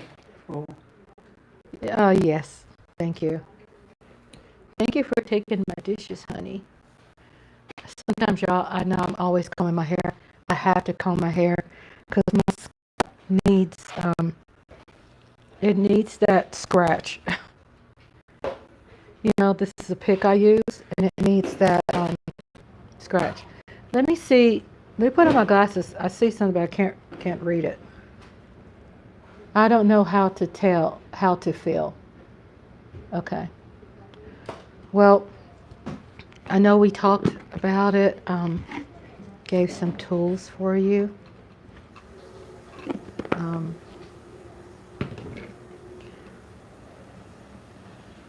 By calling this number. And when you call that number, take that step, because I was saying before, you be surprised what they can help you with. All they want you to do is take that step, because the sources are there. And the step is, while you take that step, they can help you find a better job. If you don't like the job, then they could find you another better job. You know what I'm saying? Like sometimes we get stuck with something that's not healthy. I got shea butter on my hair. So when I comb my hair, I have this granulated black stuff, and it gets on my neck. You know, so I have to wipe it off because I can't stand that on my neck. And so I know you're going, dang, Rhonda, what are you doing? It's called self-care. Remember I told you about the spark that gave me the opportunity to want to live? So when I was grieving, I had many crises in my life, but let's say many losses, many crises. But let's just start as recent as 4 years ago. So the spark that helped me through was saying, you know what? I'm going to grow my hair. Okay? Something that's affordable. I wasn't going to spend money at the beauty shop, nothing like that. I just can't see myself spending money like that. Not judging others who do. I'm just saying I can't, based on my responsibilities and things like that, when I could do things for myself, right? So I said 4 years ago, my hair was like this, which is fine. I had it cut off, and I had a little fro. And I don't know, Asia. Hey, y'all, answer Asia's question. Did Michael Gallup really retire? I don't know. I haven't been up on the news. I told y'all, I go to y'all and y'all tell me what's up, because did he really? They said Michael Gallup retired.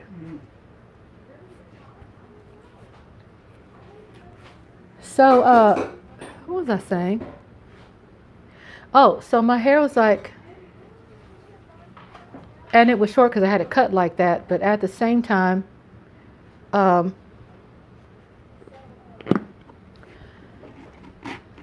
said, well, let me do something for self, because I was never used to doing anything for myself, right? I mean, really do the good work for self. I never had the luxury to do it. So I said, well, let me pick something. So I picked hair. That was going to be my thing. In the past, I'd picked gardening, I picked flowers, I picked growing sunflowers and herbs. I picked helping people, you know, senior care, okay? So I picked hair. I've never picked my hair. Picked hair as a priority. So I said, well, I start doing some research online, and I looked up shea butter. And I start putting shea butter and oils, and of course, I've never been a great braider. I never bragged to anybody that I braid hair. I can braid it. It ain't going to be that nice. I did the best I could. I could do frontwards, and since I've been doing it for 4 years, braiding my own hair, I could do it frontwards, backwards, on the side. Y'all can kind of see when I come on live how you see that ponytail going all over the place. I never bragged about being, professional, but at least the shea butter was in it, the olive oil, the coconut oil, the virgin fertilizer, all of that was in my hair. I started braiding it. Now look at my hair. This is 4 years later. It has shrinkage because my black hair does that. Black hair shrinks, most of it. But if I ever had a hot comb, do we still use hot combs out there? That if it stretches, my hair has gotten long, and it's been its longest as I've in my whole life. I've never had that much hair. Hey, Huh? in this thing, I put everything away. There's a bag in there with a whole bag of different kind of ramen noodles. In there? Here. Okay, I need to get that out because I like those. But I ain't want to give them away until Yeah, never. You hear me talking to hubby? Don't ever give that away. But I put everything else away. Thank you, baby. But I want you to see that before I do anything. Thank you, baby. But you can look at it and see if you want it. Yes, I ordered it actually. I actually ordered that. That's because that's something I want. So anyway, I started with my hair because it was something I've never paid attention to that much. That was my spark. Remember I said about my name is my spark? Rhonda's Lovely Sparks. Find something in your life that's that one thing you know that you want to address as far as self. Then I look up and I thought, wow, I can look back at during the years I was like giving myself a better life going. It reminds me that my journey, wow, the length of the journey. Look at how much it's grown. That was my journey. I've always had reddish brown hair. But it shows the length.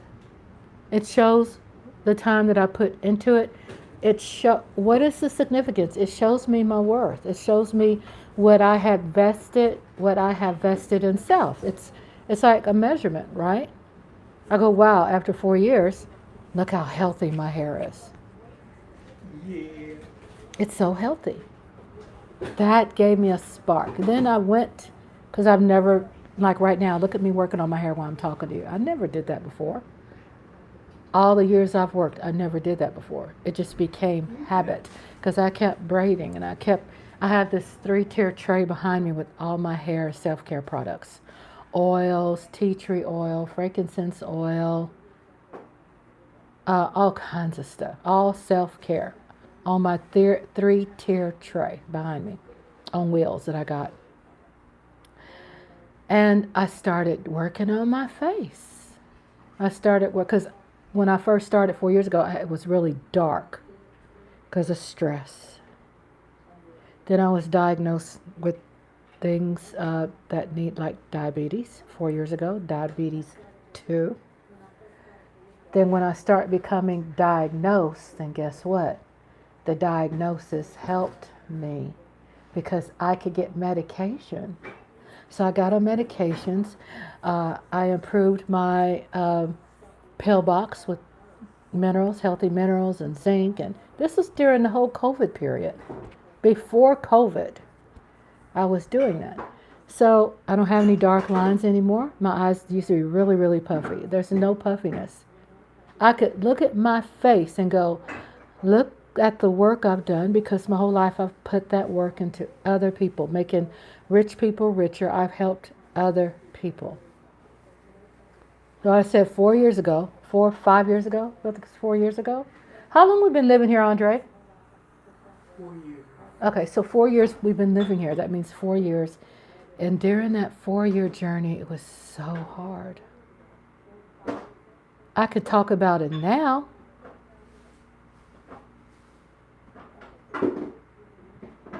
But it was hard. I was depressed. I couldn't get out of the bed. The only thing I could do was maybe make myself put my hands in my hair and braid. That's why to black people, braiding is so important, because it's therapeutic, right? So that's behind here in my care tray. I bought this beautiful lipstick. It has the best oils. It makes me feel good, but it helps my lips because I take this medication that messes with my skin, dries out my hair, and dries out my lips, and messes my eyes. So I take hair, skin, and nail vitamins, and I take things to counteract and balance myself. It took a while. It was so hard. I was in the bed. I was depressed. I couldn't get out. I still don't like getting out that much. Having a channel has helped me. Yeah. Asia, I cannot. Asia, I'll say to you, What? I can be mom-like to you. Okay? Of course, I could never replace your mom. Not interested in that. But let me be mom-like to you. Okay?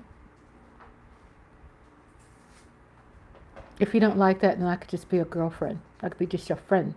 Your best friend. Your friend. She's my best friend. She's my best friend. She's my best friend. Okay? Because I understand that you lost a friend. And your mom is going through some things. Oh, I sound like a mom. I'm good. I'm glad. I am a mom. I have two 30-something-year-old daughters. But I could be, of course, your mom is always number one, right? But I can be mom-like to you. How about that? Will you give me permission? You don't have to answer that now. And you don't even have to put mom in it. I could just be there for you, whatever you're comfortable with, if that helps you. I love you, Asia. I love you, Asia. We're going to help you find another job, too. So one day when you get ready to quit that job, you can do that. Fuck you. You could do that, right? Okay. You could do that, Asia. And then go on to your new job. Make sure you have the other job in place, though.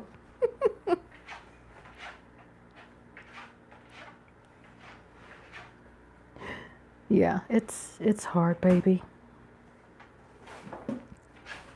I asked God when I was going through a crisis. I asked God, I said, God, I promise if you help me through a crisis, that I do want to live, and that give me the ability to make it through this so I can help other people. It wasn't a hard promise. You know what I'm saying? It wasn't a hard promise. I make sure I didn't overpromise. You know? But I said to God, I want to continue living, doing the work, right?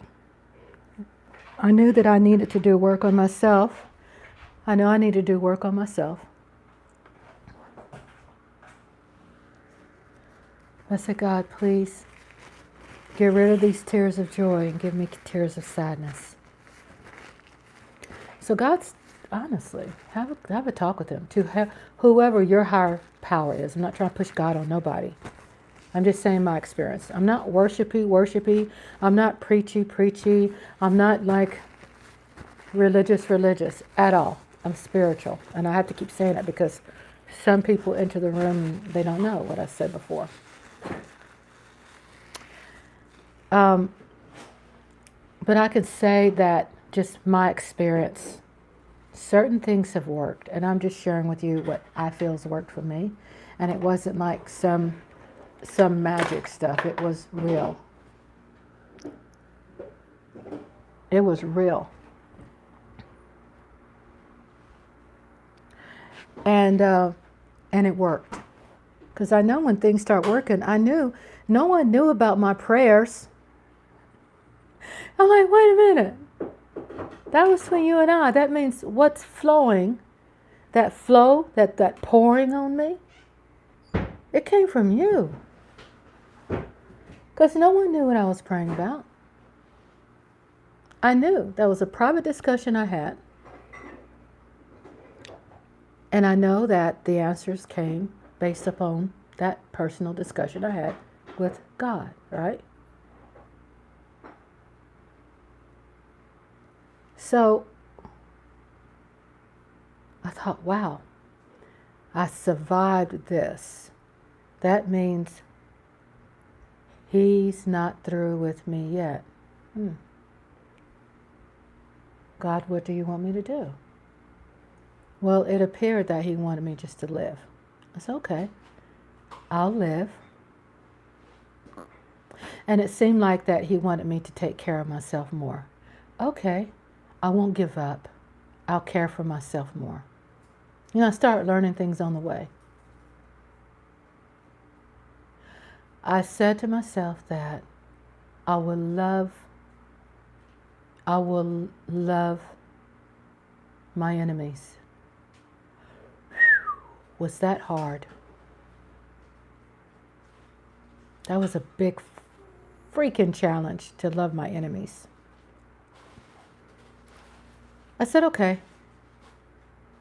So I read this T.D. Jake book, and it was about how to forgive.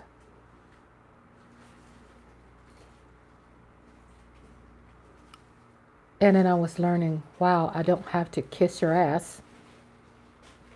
I can forgive and let go and move on. I could forgive and love my enemies from afar. I knew that I had to let go in order to, Hey, mommy. it was like letting go, or how to let go. She's laying on the floor upside down looking at me. Oh my God, my hubby's talking about the cat laying upside down. So I let go. My hubby's feeling better, Asia, because I think he feels you're feeling better. So my hubby's feeling better too. He's in there talking. It's like talking to me. We feel you, baby. We feel you, Asia. Yeah. My love. You think I got some snacks in here? I have no snack in here. So I started going, when I forgave my enemies, I started to sing like, I'm not trying to be magical and sell you some bullshit. Just telling you. Y'all know I ain't gonna lie to you. I started seeing more things happening for me. I'm like, when I thought there was a crisis, God made sure there was a cushion for me. Ever since then, it's been a nice cushion. That's where my happiness comes from. My happiness comes from the overcoming of the most horrible experiences that I've ever had. That's why you see me so happy. I've never been entitled. I wasn't born with a silver spoon. I thank God that I'm born black, and I thank God that I'm born where I could be like, live a life that everybody can pretty much identify with. I don't want to be rich, ever. I said, God, I just want to have a safe life. Can you protect me? Can you teach me? Can you lead me? Can you help me? Can you help me? Can you get rid of my tears of sadness and turn them into tears of joy? God, please. And trust me, I did a lot of praying. Still pray today. Now, I don't know out there who believes in prayer or not, I'm not getting preachy, and I'm not the type of person, to be honest with you, I've never experienced the Holy Ghost.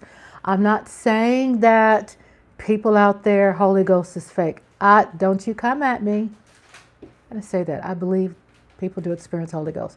I'm just saying I never have. I'm just saying, don't be coming after me. But I can say what I have experienced.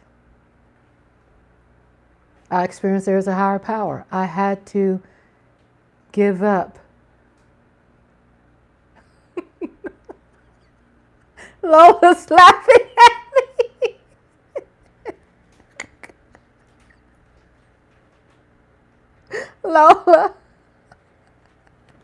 Lola, why you do this to me? Lola said, I'm still transparent. I've never experienced, I'm just saying, y'all, I'm not saying that being negative to anybody else. I do believe it happens to people. I'm just saying it. Got my eyes red. I can't believe you had enemies. Oh, Lord have mercy, yes. When I say enemies, I'm just talking about that sperm donor and his batshit crazy wife that he was fucking around with when we were married. Whew, that felt great. I'm telling you, that hoe is living a horrible life right now.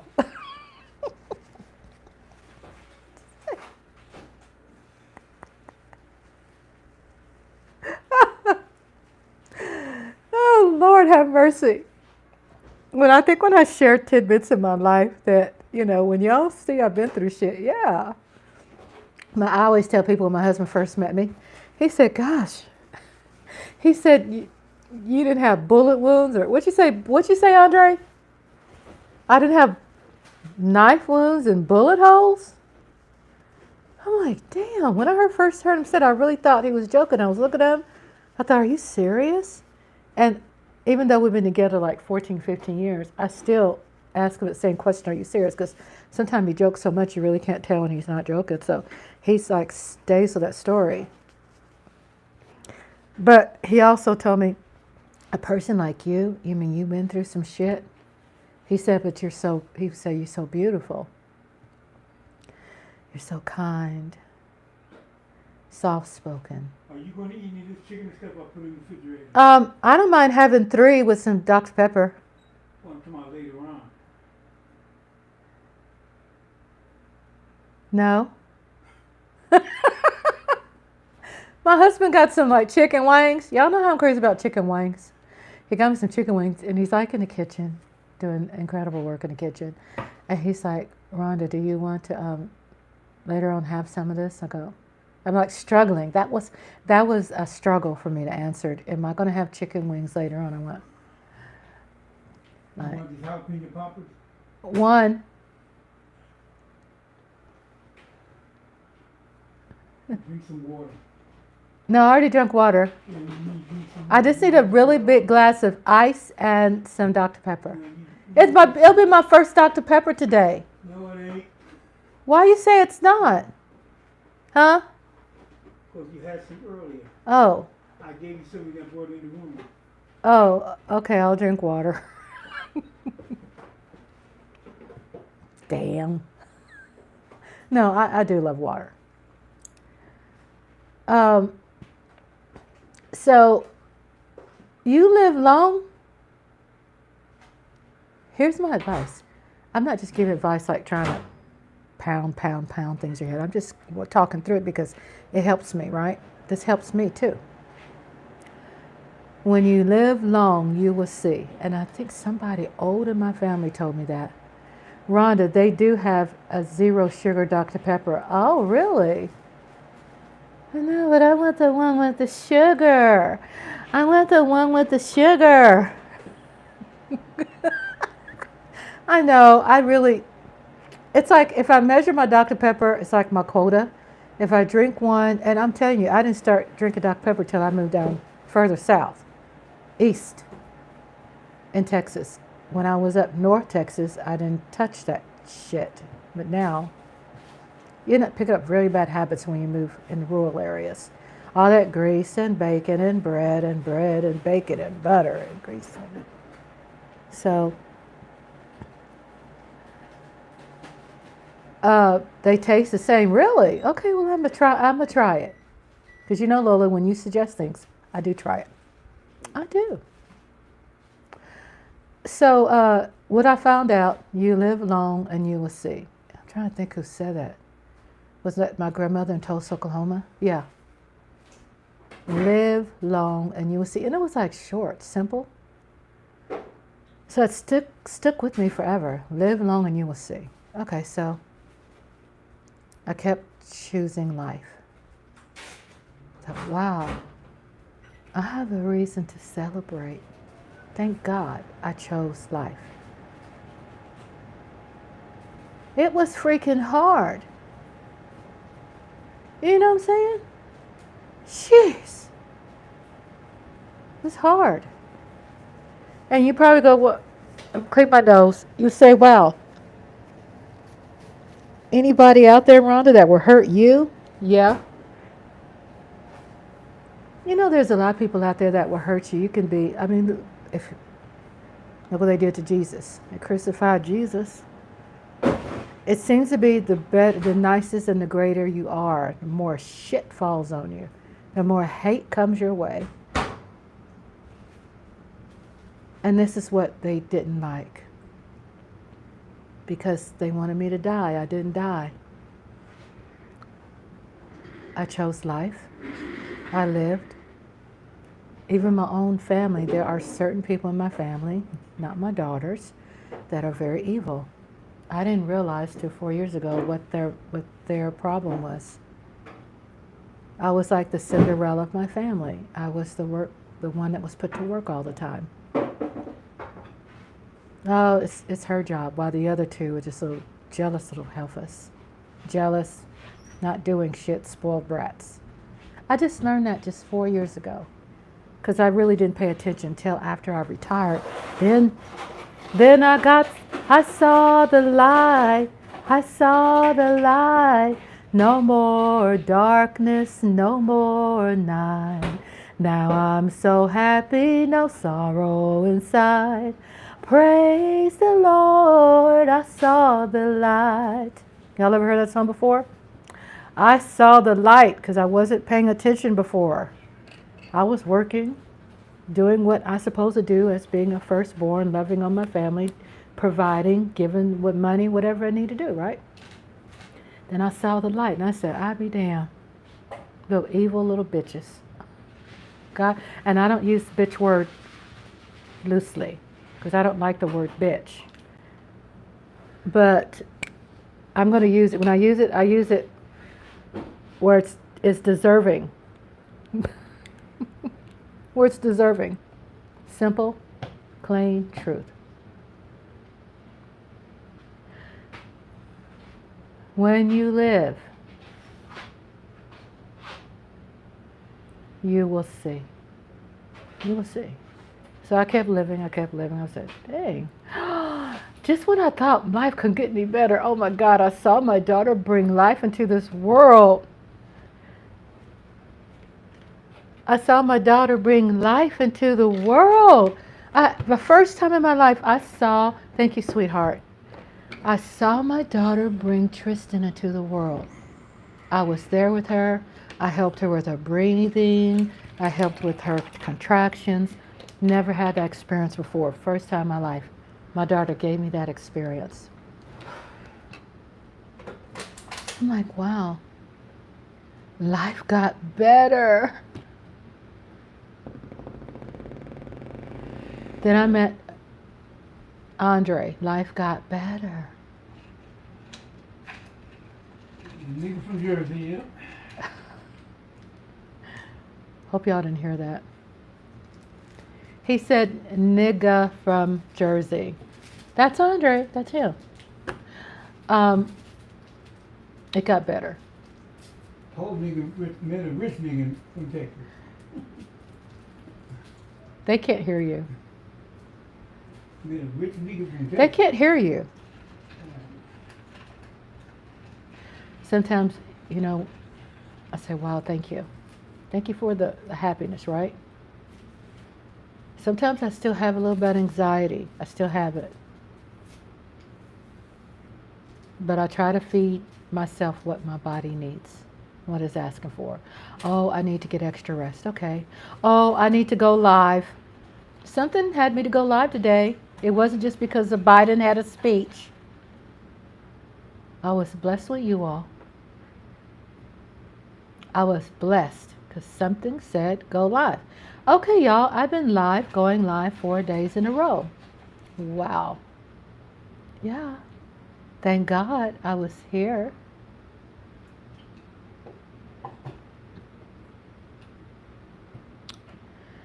Live long and you will see. And it's true. I'm that person on the back of the milk carton. I'm living proof. Hello. Hello. Hello. Use me as that stepping stone. If Rhonda could do it, I can do it. Because I did. God, when I start living long, I start seeing, not that I was waiting for karma, not that I was waiting for payback. Trust me, I wasn't holding my breath for none of them MFers out there. Even Asia, those people at your job, don't be holding your breath for anything bad to come to them. It's going to come. Just focus on your happiness, baby. Focus on your happiness. If it's just to braid your hair. Choose one thing, small steps. I didn't do all this like overnight. I had to do small steps, and I added something. I thought, oh, I like that. Let me work on my eyes. Let me work on my rest. Let me work on, my book reading. Let me work on my YouTube channel. Let me go live. I felt guilty not cooking anymore. I got on it, opened up this YouTube channel, and I was like, because what's been planted in my head, okay, you know how you have these generation curses, generation traditions.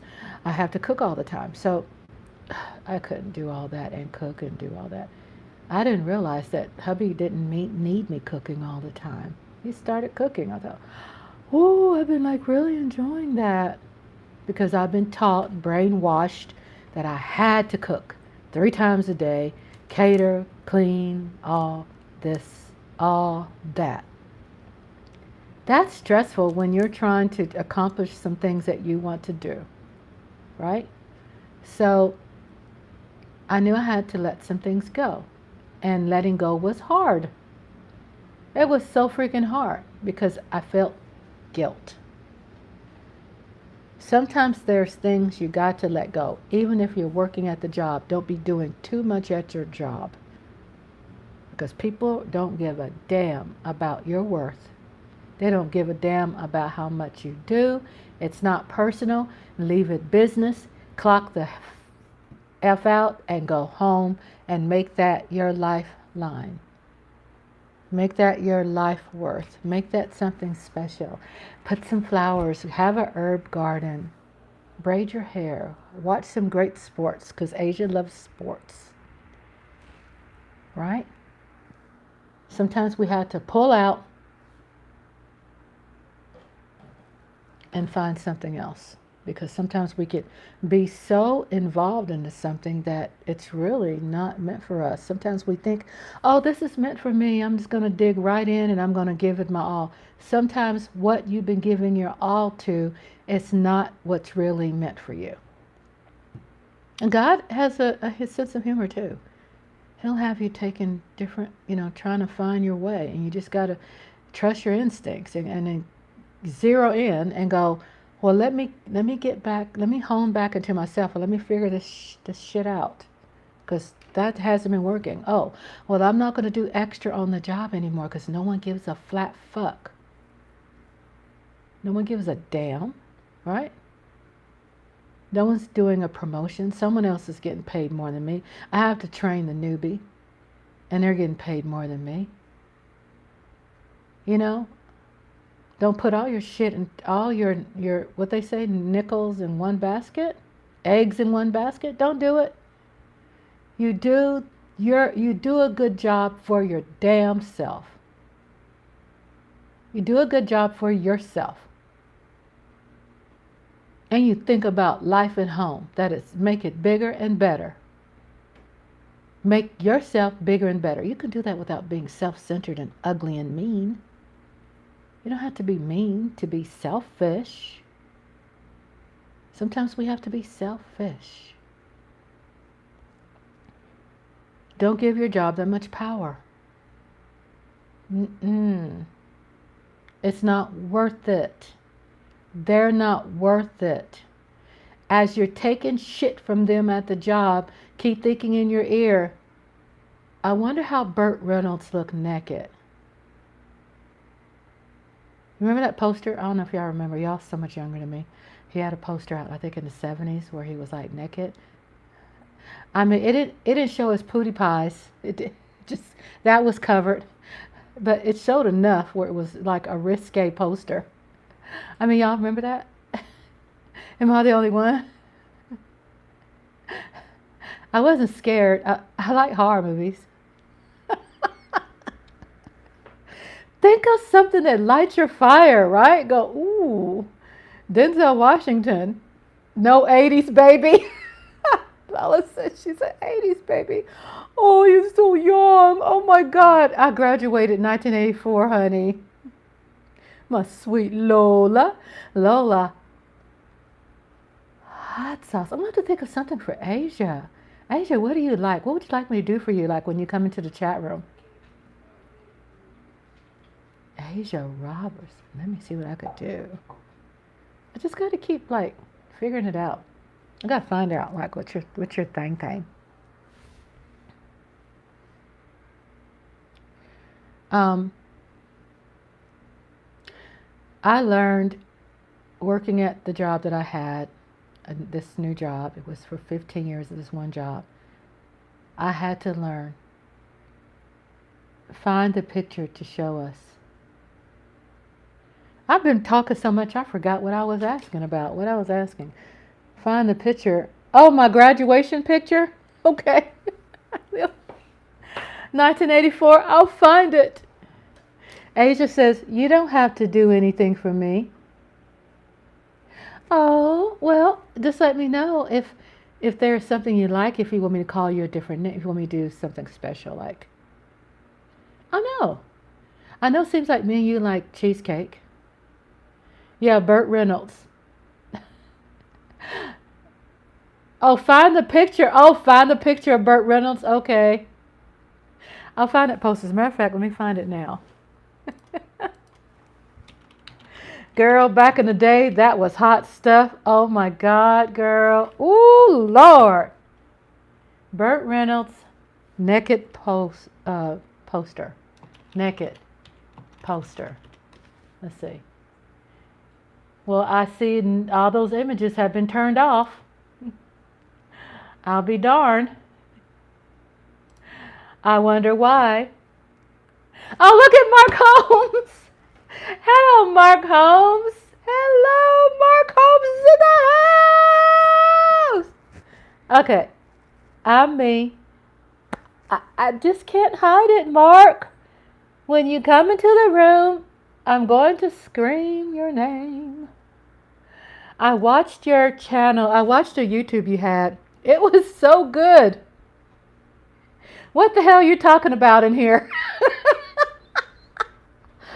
Everything. Are you talking about everything? Anytime everything.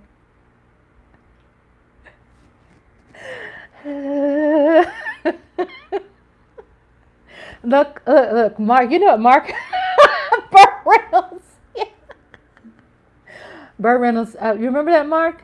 You remember when Burt Reynolds did that poster? So did Terry Bradshaw. What? Hubby said Terry Bradshaw did a naked picture? The same one like Mark. Oh, hell no. Like, what's Burt did? Was Terry Bradshaw ever good looking? No, he wasn't as good looking as Burt. Remember hairy chest Burt Reynolds? Nope, and I don't want to. Mark said no. First said No. Mark said, no, I don't want to.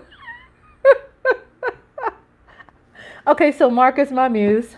Hi, Mark. Hi. Mark, do you want me to sing to you? What do you want me to do?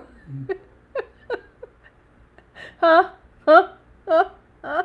Huh? So, yeah. So, Lola, tell Mark what you said. You said, what does Mark do for you when he shouts out your name? I'm exposing people now. Lola, tell Mark. Mike out there. Lola, tell Mark before he leaves. Tell her. Tell him. No, not me. Yeah, she's saying herself.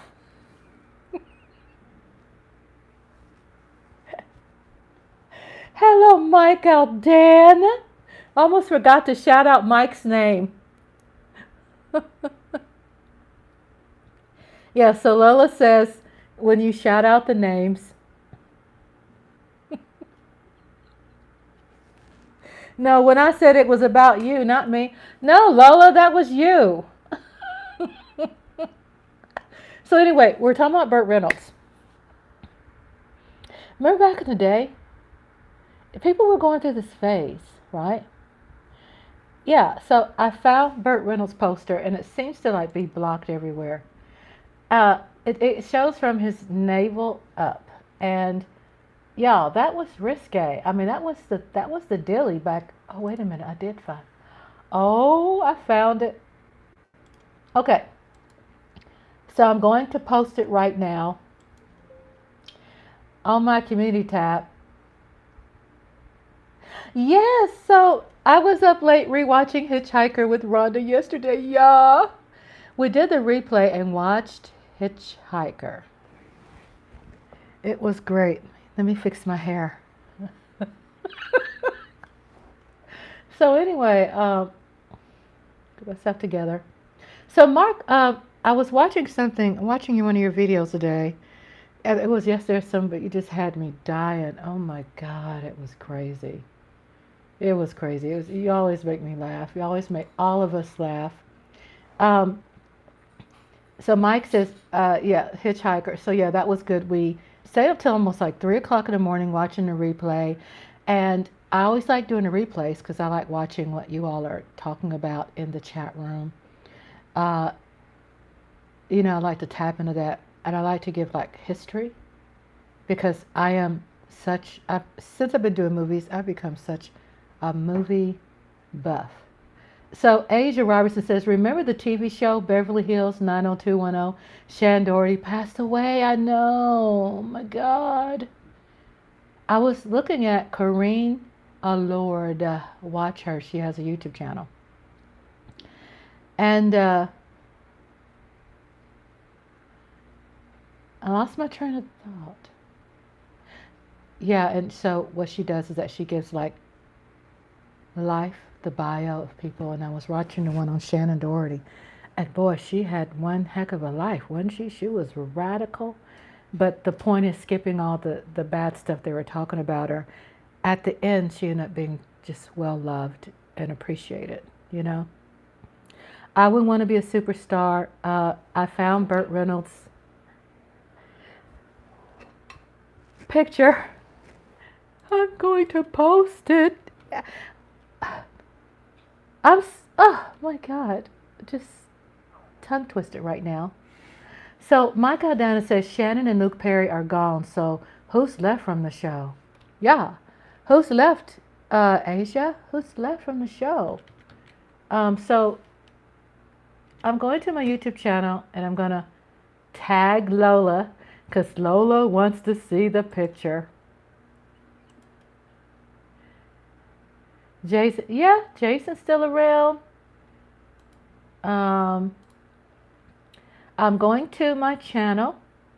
Jenny Garth, look at y'all, know everybody. Do y'all see my the front of my my thumbnail, and I'm doing like this? What y'all think about that? Did y'all see my thumbnail? Isn't it cute? You know how when you have a YouTube channel, it's like you just wake up and you just snap a picture and you go, you know what, Tori Spelling, right? Well, her little spoiled brat ass, Tori Spelling. Was she?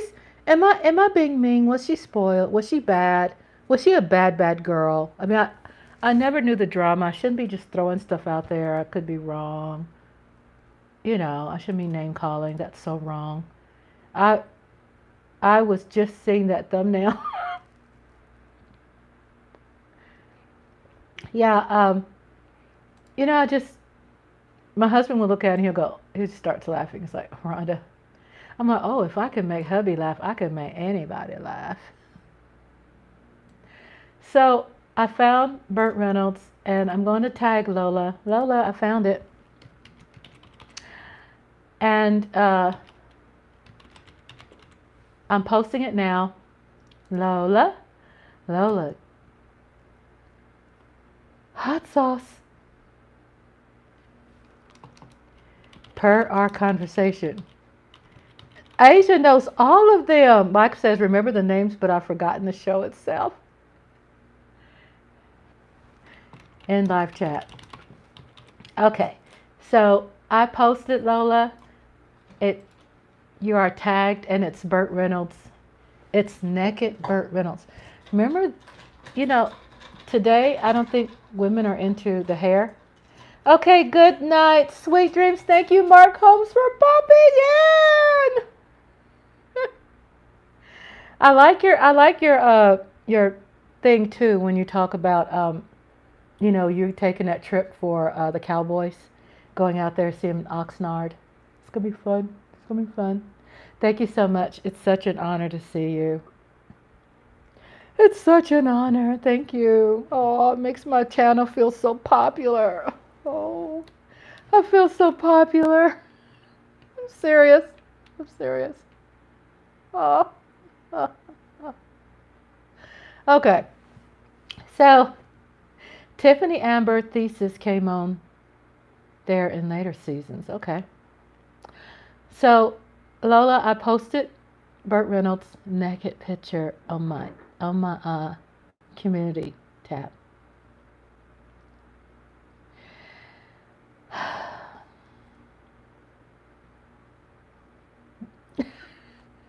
It doesn't show us Petey Pies, because, but there it is. And let me tell you, when that picture came out, oh my Lord. Y'all, that was the it factor.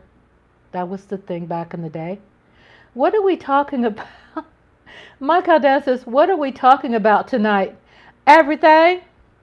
Everything. I started off with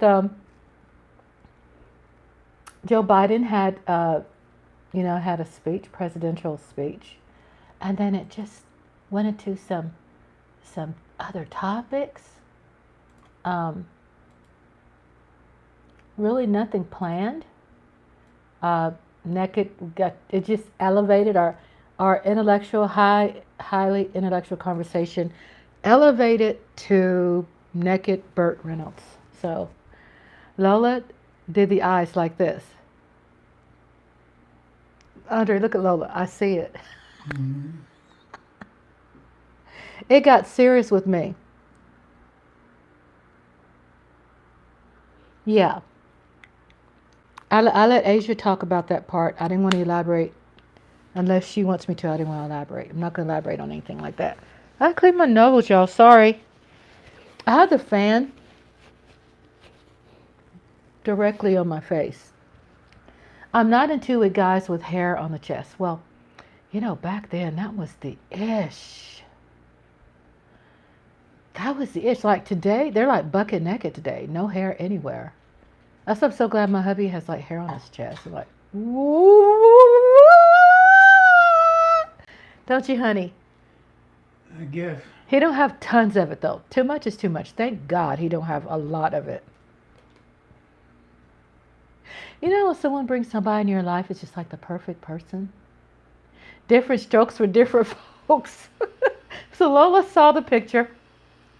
That's it. Yeah. When I say he did that, let me tell you, if he had internet, he would have broke the internet. Back then, that was risque. Risque. Oh my God. Tom Selleck. Andre, who is this? Well, they show naked people on there now? I swear, I didn't know that. Oh my God.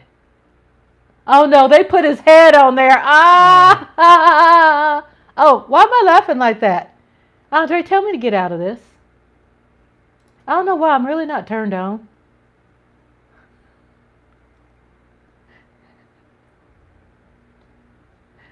Look at look at his picture and his butt out. The internet's funny. That's supposed to have been sexy back then.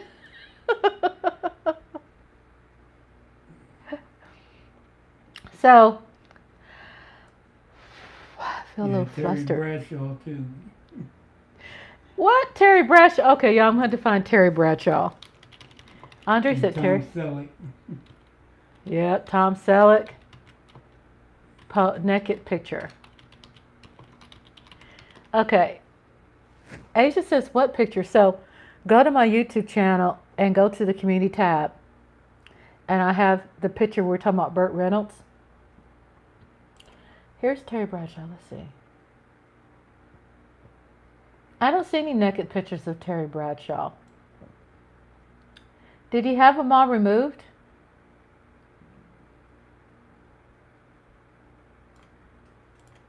You talking about this one? It's not sexy. No, that's the one we seen. This ain't sexy. No, I'm talking about back in the day when he was a quarterback, when he was singing country music. They put Oh. Well, I can't. I'm looking for naked pictures of Terry I don't know Bradshaw. if they're naked, but they're supposed to be like Burt Reynolds took. Oh. We'll do Terry Bradshaw naked. Remember he did that one with George Foreman and Henry Winkler. That show he was running around naked. Yeah. That's I think this is the one here with the wig. yeah. Shirtless Terry Bradshaw. Terry Bradshaw sexy pose. Let's see if we can do sexy pose. Why am I looking up Terry Bradshaw? I'm not a Terry Bradshaw fan. Let's zero back into like Dak Prescott. No. Okay. So I really don't really know where our conversations went. It seemed like ever since I posted Burt Reynolds, then trust me when I tell you, if it was the internet back then, he would have broke the internet for sure. Asia says, what picture did you see, Asia? It's in my community tab on my YouTube channel. Go to community tab. Was that for a nude art class? I don't think so. You talking about Burt Reynolds?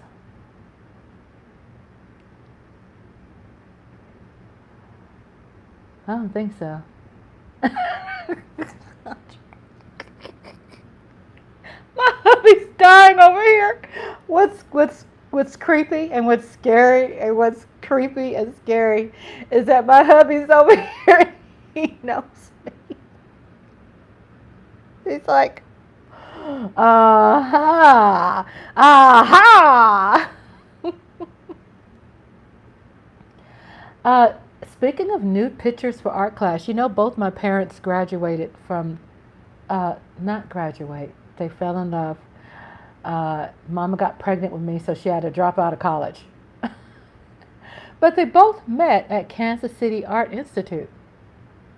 And did you know they're both artists, my parents? And did you know that, like what Mike was saying, they both did draw nude people?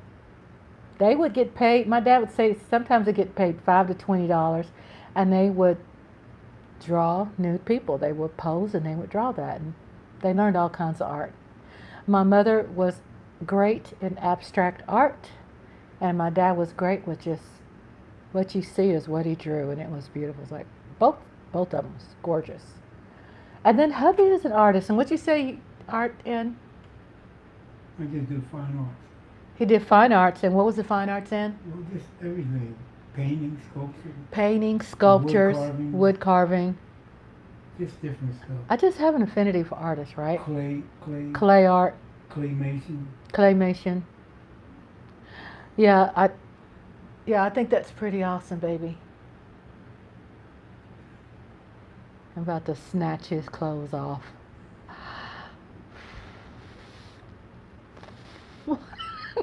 Okay. Are we out of topics here? Bam! I got some chicken wings. Bradshaw. No, Terry Bradshaw. Sexy Ted. He's not sexy. And do the Dak Prescott naked picture.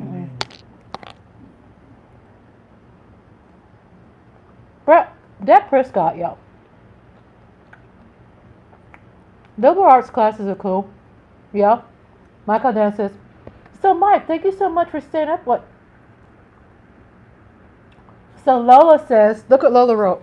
Look what Lola wrote. We have it on TV where you can see it. Hell no. You heard what Andre said. He goes, hell no. We're just trying to help out your horny ass ladies out. Andre said he's trying to help out us horny ass ladies. What makes you think we're horny? That's right. Check out naked Henry Winkler. The Fonz. Sometimes I just can't say anything. Here, look. Now? Look what she wrote. Look what she wrote. What? Yes. We ain't horny. What the hell? Yeah, horny for naked Trump. Oh, no. You know, you're really drying me up now, for sure.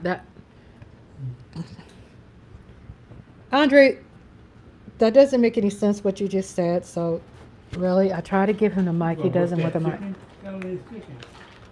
Yeah, it is. It's chicken. Chicken wing. Martha, how you fitting that thing? Oh, baby. Oh, mama, how you fitting that thing? Just because we're talking about naked men, it doesn't mean we're horny. How you fitting that thing? Why men think we're always horny? Because y'all is. No, we're not always horny. We're not horny. Y'all hangry and horny. Lola says, dry up.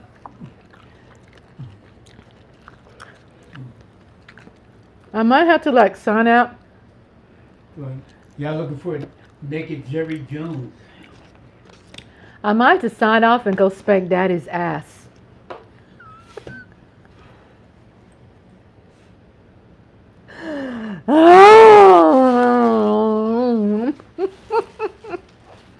Andre, can you bring back a Dr. Pepper? You need some water, man. Like you always tell me. Do I need to sign off? Whew, man. You need water. I'll bring you back a Dr. Pepper. Lola, is it obvious? I'm so sorry about that. I'm so sorry. Forgive me. Forgive me.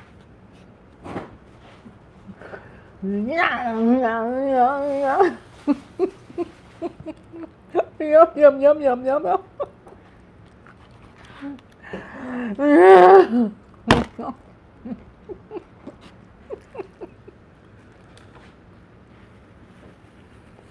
Sorry. So, can we change the topic?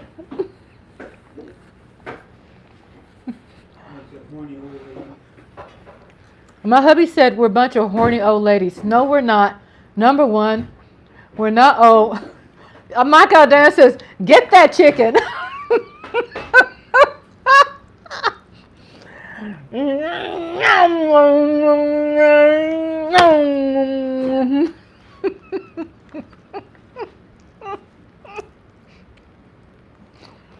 I think he does. Lola says, is that what he feels about us? We're not a bunch of horny old ladies. Number one, we're not old. Horny, hangry old lady. Okay, I am older than Lola. Okay. But we're not horny. What's wrong with you? That's nasty language. We don't talk like that here. So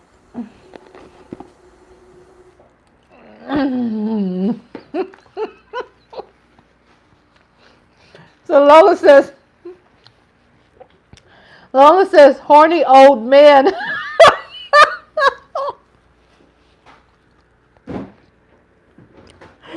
She says, Lola says, horny old men.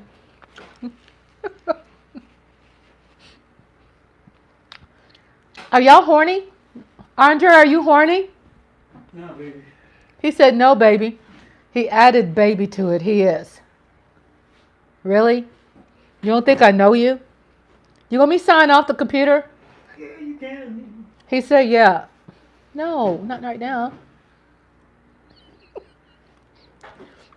You turned me off when you said Terry Bradshaw and other people. Lola says, who'll be getting attacked, huh? So Lola, Horny, hangry old lady. shut up, Andre. That's not even complimentary. Mama's gonna spank that ass, Daddy. Okay. So we stayed up late last night. I talked about oh, Lola, you left last night. So I was wondering, Lola. Hey, Lola. You was in the chat last night and you disappeared. The only thing I was thinking, Mr. Chocolate came home, huh? You fell asleep. Oh, you know, it was late. It was late. It was late. That's true. It was so late. You're so right about that. I didn't know it's that late. Did you know I ended up staying up later than that? Because I wanted to get a movie. Thank you, sweetheart. I wanted to get a movie published. Lola said, when I woke up, the phone was watching me. You know, Lola, you need to get like a YouTube channel and have a sleep ASMR. You know what I'm saying? You will look beautiful asleep. You'd be getting like 1,000 people in 1 hour. You'd be accepting the YouTube partnership program just like that.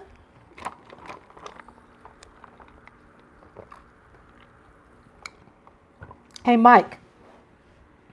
Where did Eric Wallace go? Asia, y'all still there?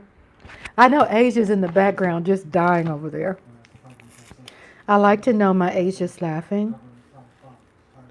Even though, remember, Asia, you know, we got to still do the homework, okay? The reason why I say that because I still do the homework on myself. You know what I'm saying? I still do the homework on myself. Yes, I do.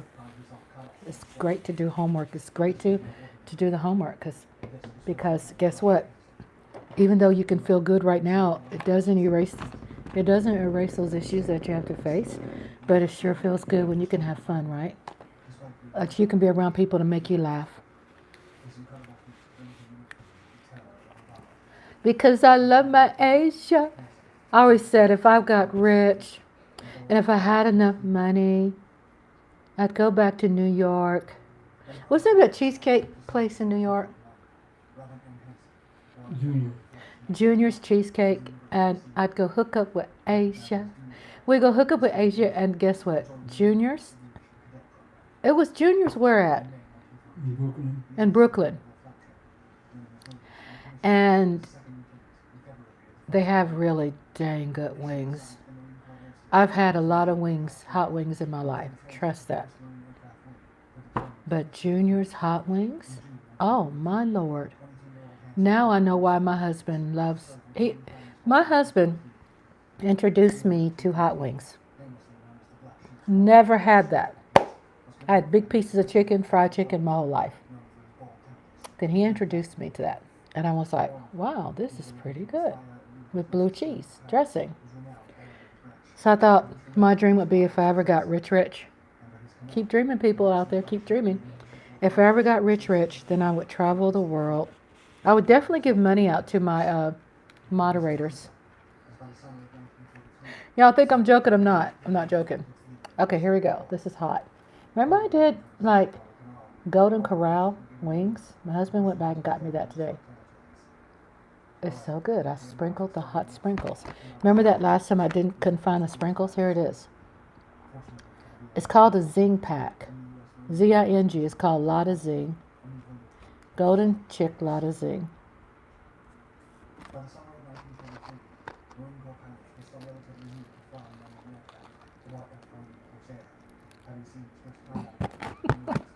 Lola, I thought you told me that Mark gave you a tingle.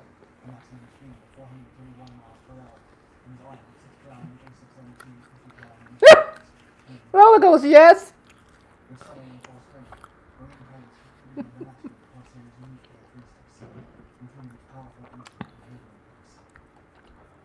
Oh my God, this is so hot.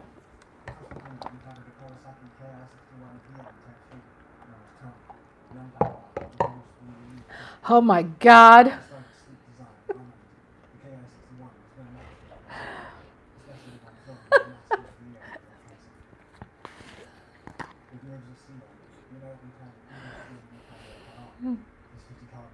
Y'all, I had to put this on my lips because that sauce is so freaking hot. It tears my lips up.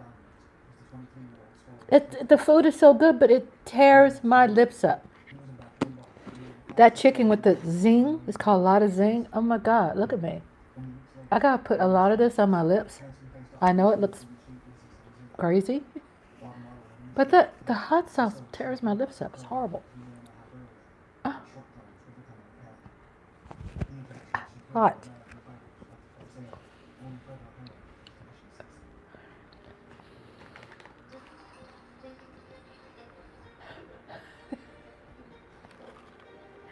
So, Asia says, are we watching the Olympics? No. What channel's the Olympics on?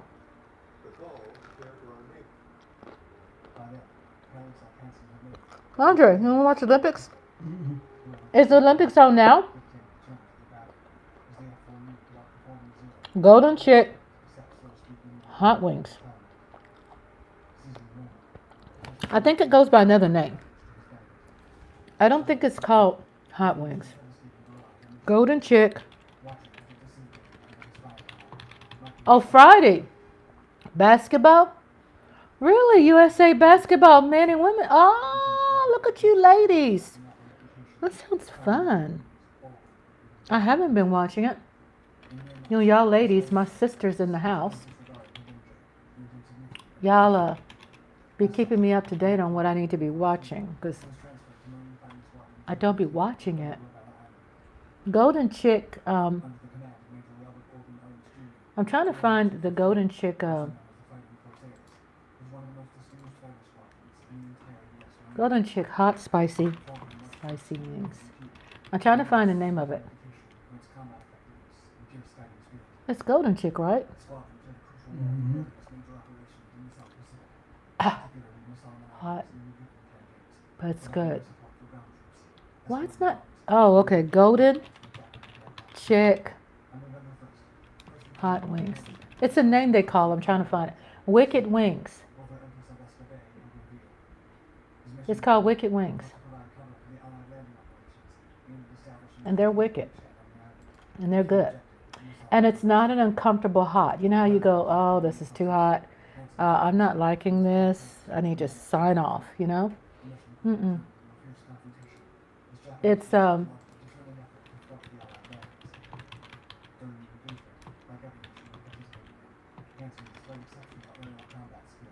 hey, Jeff Lee's in the house. Hello, Jeff Lee.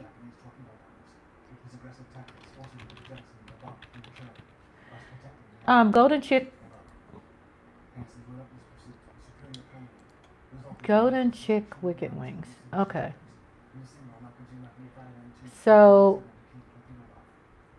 hey, buddy, how are you doing? How are you doing today? He's saying shout outs to everybody.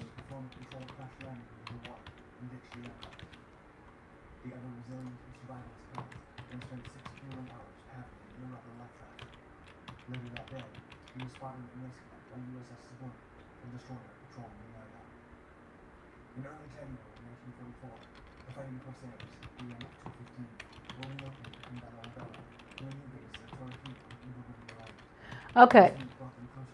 I just posted on my community tab. I did another post because I'm just trying to get Burt Reynolds off my page right now because he's like right there in my face. Burt Reynolds, you have been replaced. Burt Reynolds, you have been replaced with Wicked Wings, Wicked Hot Wings from Golden Chick. And I posted the picture. If y'all have a Golden Chick, make sure when you get the Golden Chick, when you go to Golden Chick, make sure that they cook it right there. Wait for it. Don't say that you want something fresh because they go, oh, all our food is fresh. No, I want to. See, it's a long sentence. Verbatim, you have to say that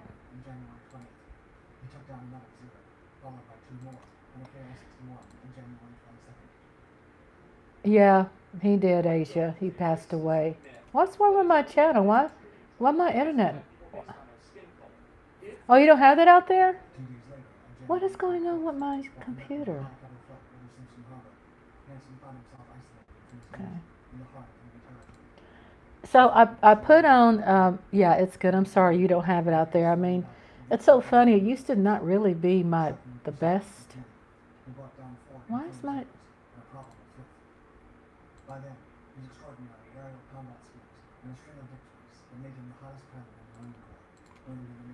This is really crazy. Well, my channel's not popping up, Andre.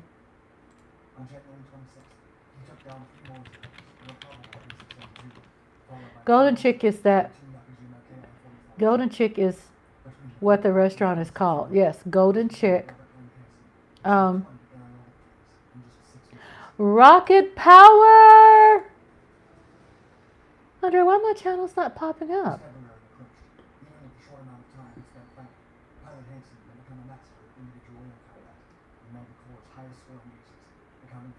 Jeff Lee said, hi, Andre. He said hi. He said hi. I don't know what's going on. I don't know why. But anyway, in my community, it was working fine before. I don't know what's the dilly. Oh, I went dark. Oh, I went dark on my battery devices. 1 hour, 77 minutes into my life. Oh my gosh. I've been on here for a while. What did I eat? I ate some Golden Chick hot wings. Golden Chick hot wings. I posted my community tab. Lola says, or Asia says she doesn't have the, you probably wouldn't have Golden Chick hot wings out there too, Lola, because y'all have some really good food out there too, you know? I mean, really, really, really, really good food. I'm trying to plug in my stuff. Keep my devices. I do have a USB plug-in light. It's on the other side that I use for my book reading. It's like way over there. So I guess I just never planned to be. I guess it is a Texas thing, isn't it? And then Jeff Lee says, yeah, everything is bigger and better in Texas. It is. Hey, Jeff Lee, did you try Golden Chick? The hot wings. And so,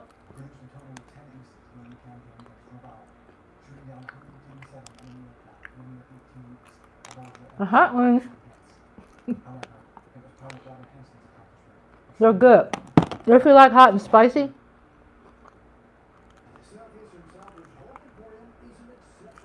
there's something about the batter. It's really good. And the spice.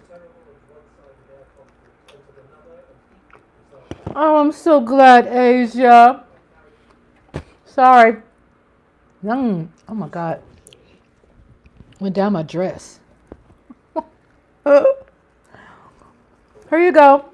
So Jeff Lee wants a bite. Golden Chick has, it says Lotta Zing. Those little packages. They want some too. I know. Greedy. Sit down, down, down. Roll over. Asia says, it did feel good to talk it out. I'm glad. I'm glad it feels good to talk it out. It does. It matters. I'm so glad that you talk to us. We're all here for you.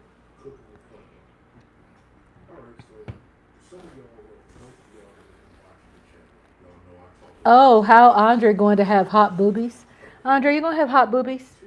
I dropped the hot and spicy down my dress. Okay. And Jeff Lee said something about you gonna have hot boobies. Okay. Are you? I guess. He says, I guess.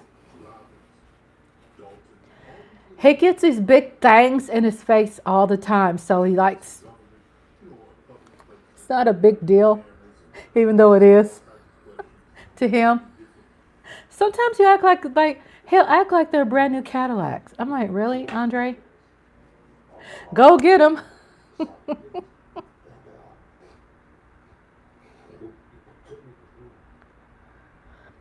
Oh, Andre, I can't see. That's gonna make me cry. My boy. What boy? When I was telling you about earlier when you came out of the room. So who did that? The police chief and two other. That attack, he says, lasted about 10 minutes, where acting Chief Scott repeatedly punched him in the face and head. They're doing stories on them all over the place now.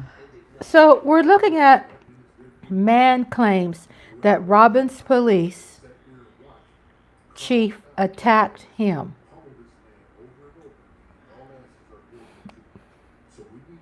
Oh, so Lola says, Andre talking about somebody been horny. What you call Jeff? I swear. What you call Jeff, Andre? When he talks about boobies and stuff. Huh? He's real jiffy. So Andre said Jiffy Jeff is a good man and he's real jiffy. Do y'all hear Andre laughing? He said, what does he think about Jiffy Jeff? Lola said, bullshit.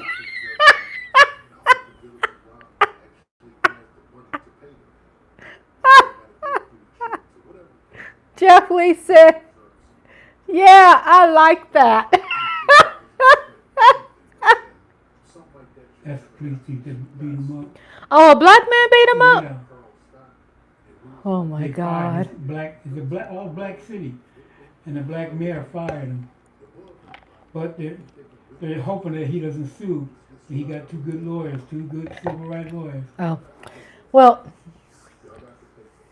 she said, Rhonda, read Jeff's comment. Okay, so Jeff said, every time I see Nicole's boobs, I feel like eating them all up. So Jeff Lee says, no, I'm a white man, can't jump. Andre, Yeah. he goes, no, I'm white man, can't jump. Hot sauce. Why do y'all do that to me? Why do y'all do that to me every time? Why?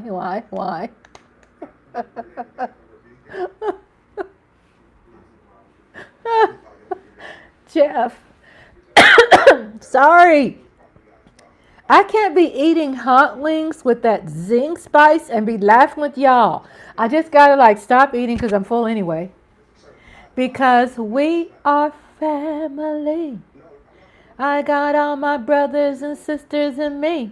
Hey, we are family. That's him that did the beating up?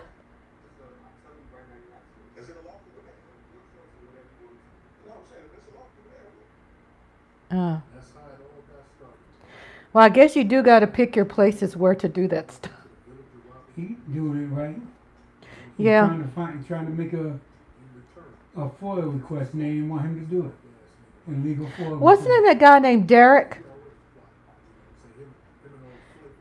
Yeah, I was watching my hubby. So Jeff said you got to take one wing at a time.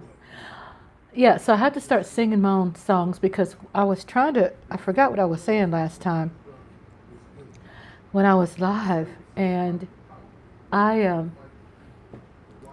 had this 9-hour video. This 8 hours and so record video. And I played probably like 12 songs on it, maybe 8. Let's say 8. Let's stay with 8. Do you know I got copyrighted like on 5 because I was dancing and playing? But guess what? The one that was busting out on some funk. Busting out on some serious funk, y'all. 8 hours and 37 minutes. I definitely looked it up. Yeah. So I had to remove them, which they give you like, I'm not going to sit there and let you think YouTube is all bad. It's not. It gave me like 3 options that I could have the music removed. I could remove the video. And yeah, they can remove in those little time slots. They'll give you the minutes where it'll give you the minutes where the music is, and in that time slot, they could remove it out the way. You can replace the music, or you can just remove the video. He's right here. Andre's right here. Over there. He over there. He over there. He don't want to be on video today, but he does want to get chatty. So I had like some songs on there, some new songs. I had to remove them. So if you check out the replay, you probably see me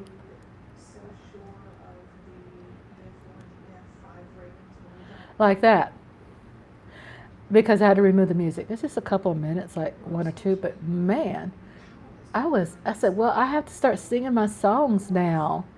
Busting out, we busting out on some funk. Andre, Jiffy Jeff said he wants to see you. You want to wave hi to him? Tell him I said hello. He said hello.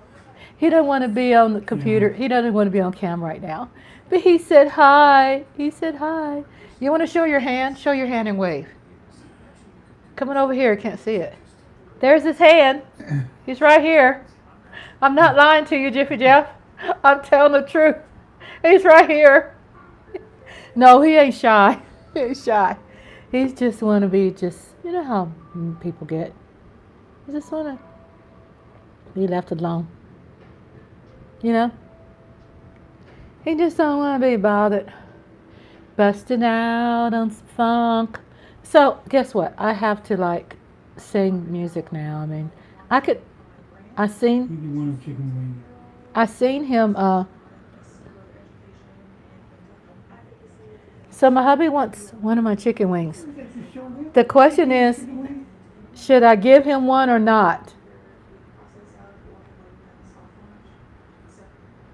Should I give him one? Never mind, I'll get you. Okay, here.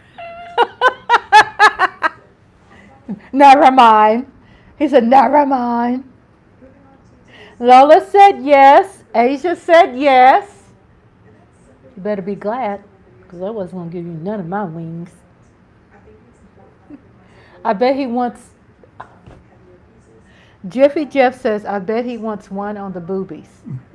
Do you want one on the boobies? No, He said, no. Why not? too moist. Too moist? What the hell? Lola says, grump, horny old man. Yeah. They are. Y'all, you scared. Listen, you're talking to him. I have rights to talk on behalf of mine biscuits. So they'll be talking over me to him. I own them. Back, meow.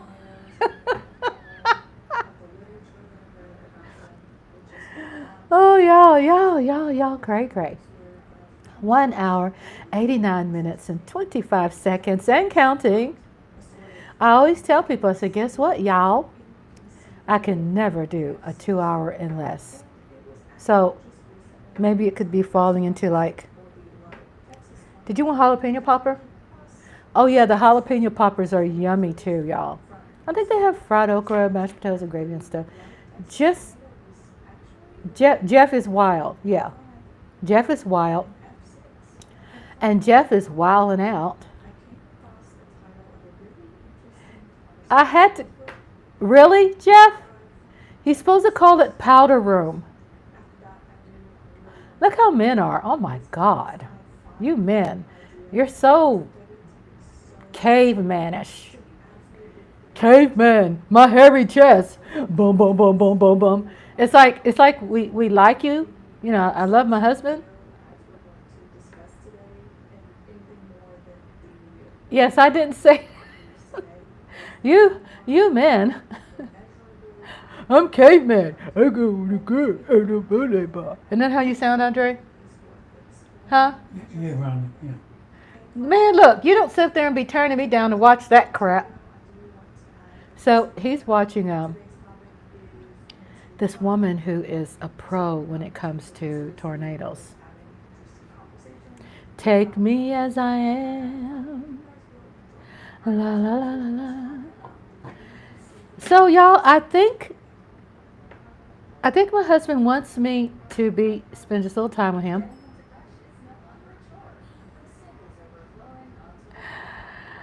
I need to sign off and give Daddy some spank time.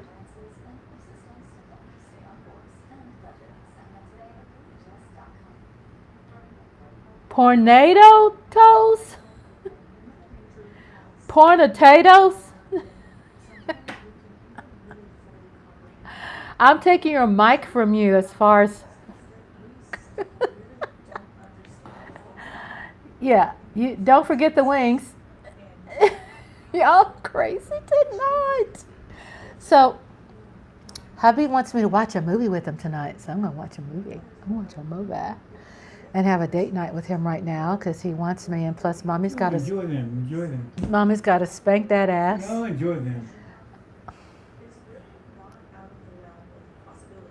Okay, he probably doesn't want me to spank that ass, but I'm going to make him... No, just enjoy them.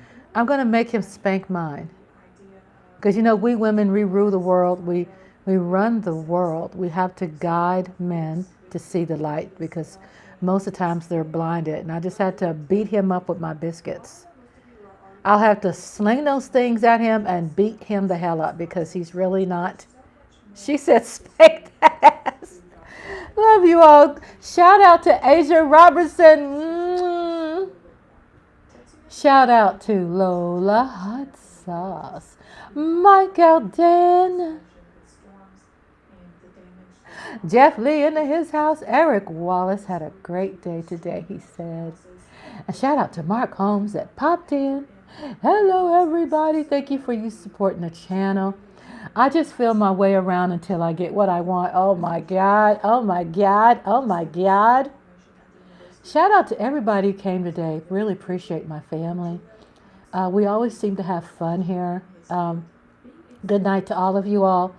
And I'm going to give my husband some attention. Because he needs me.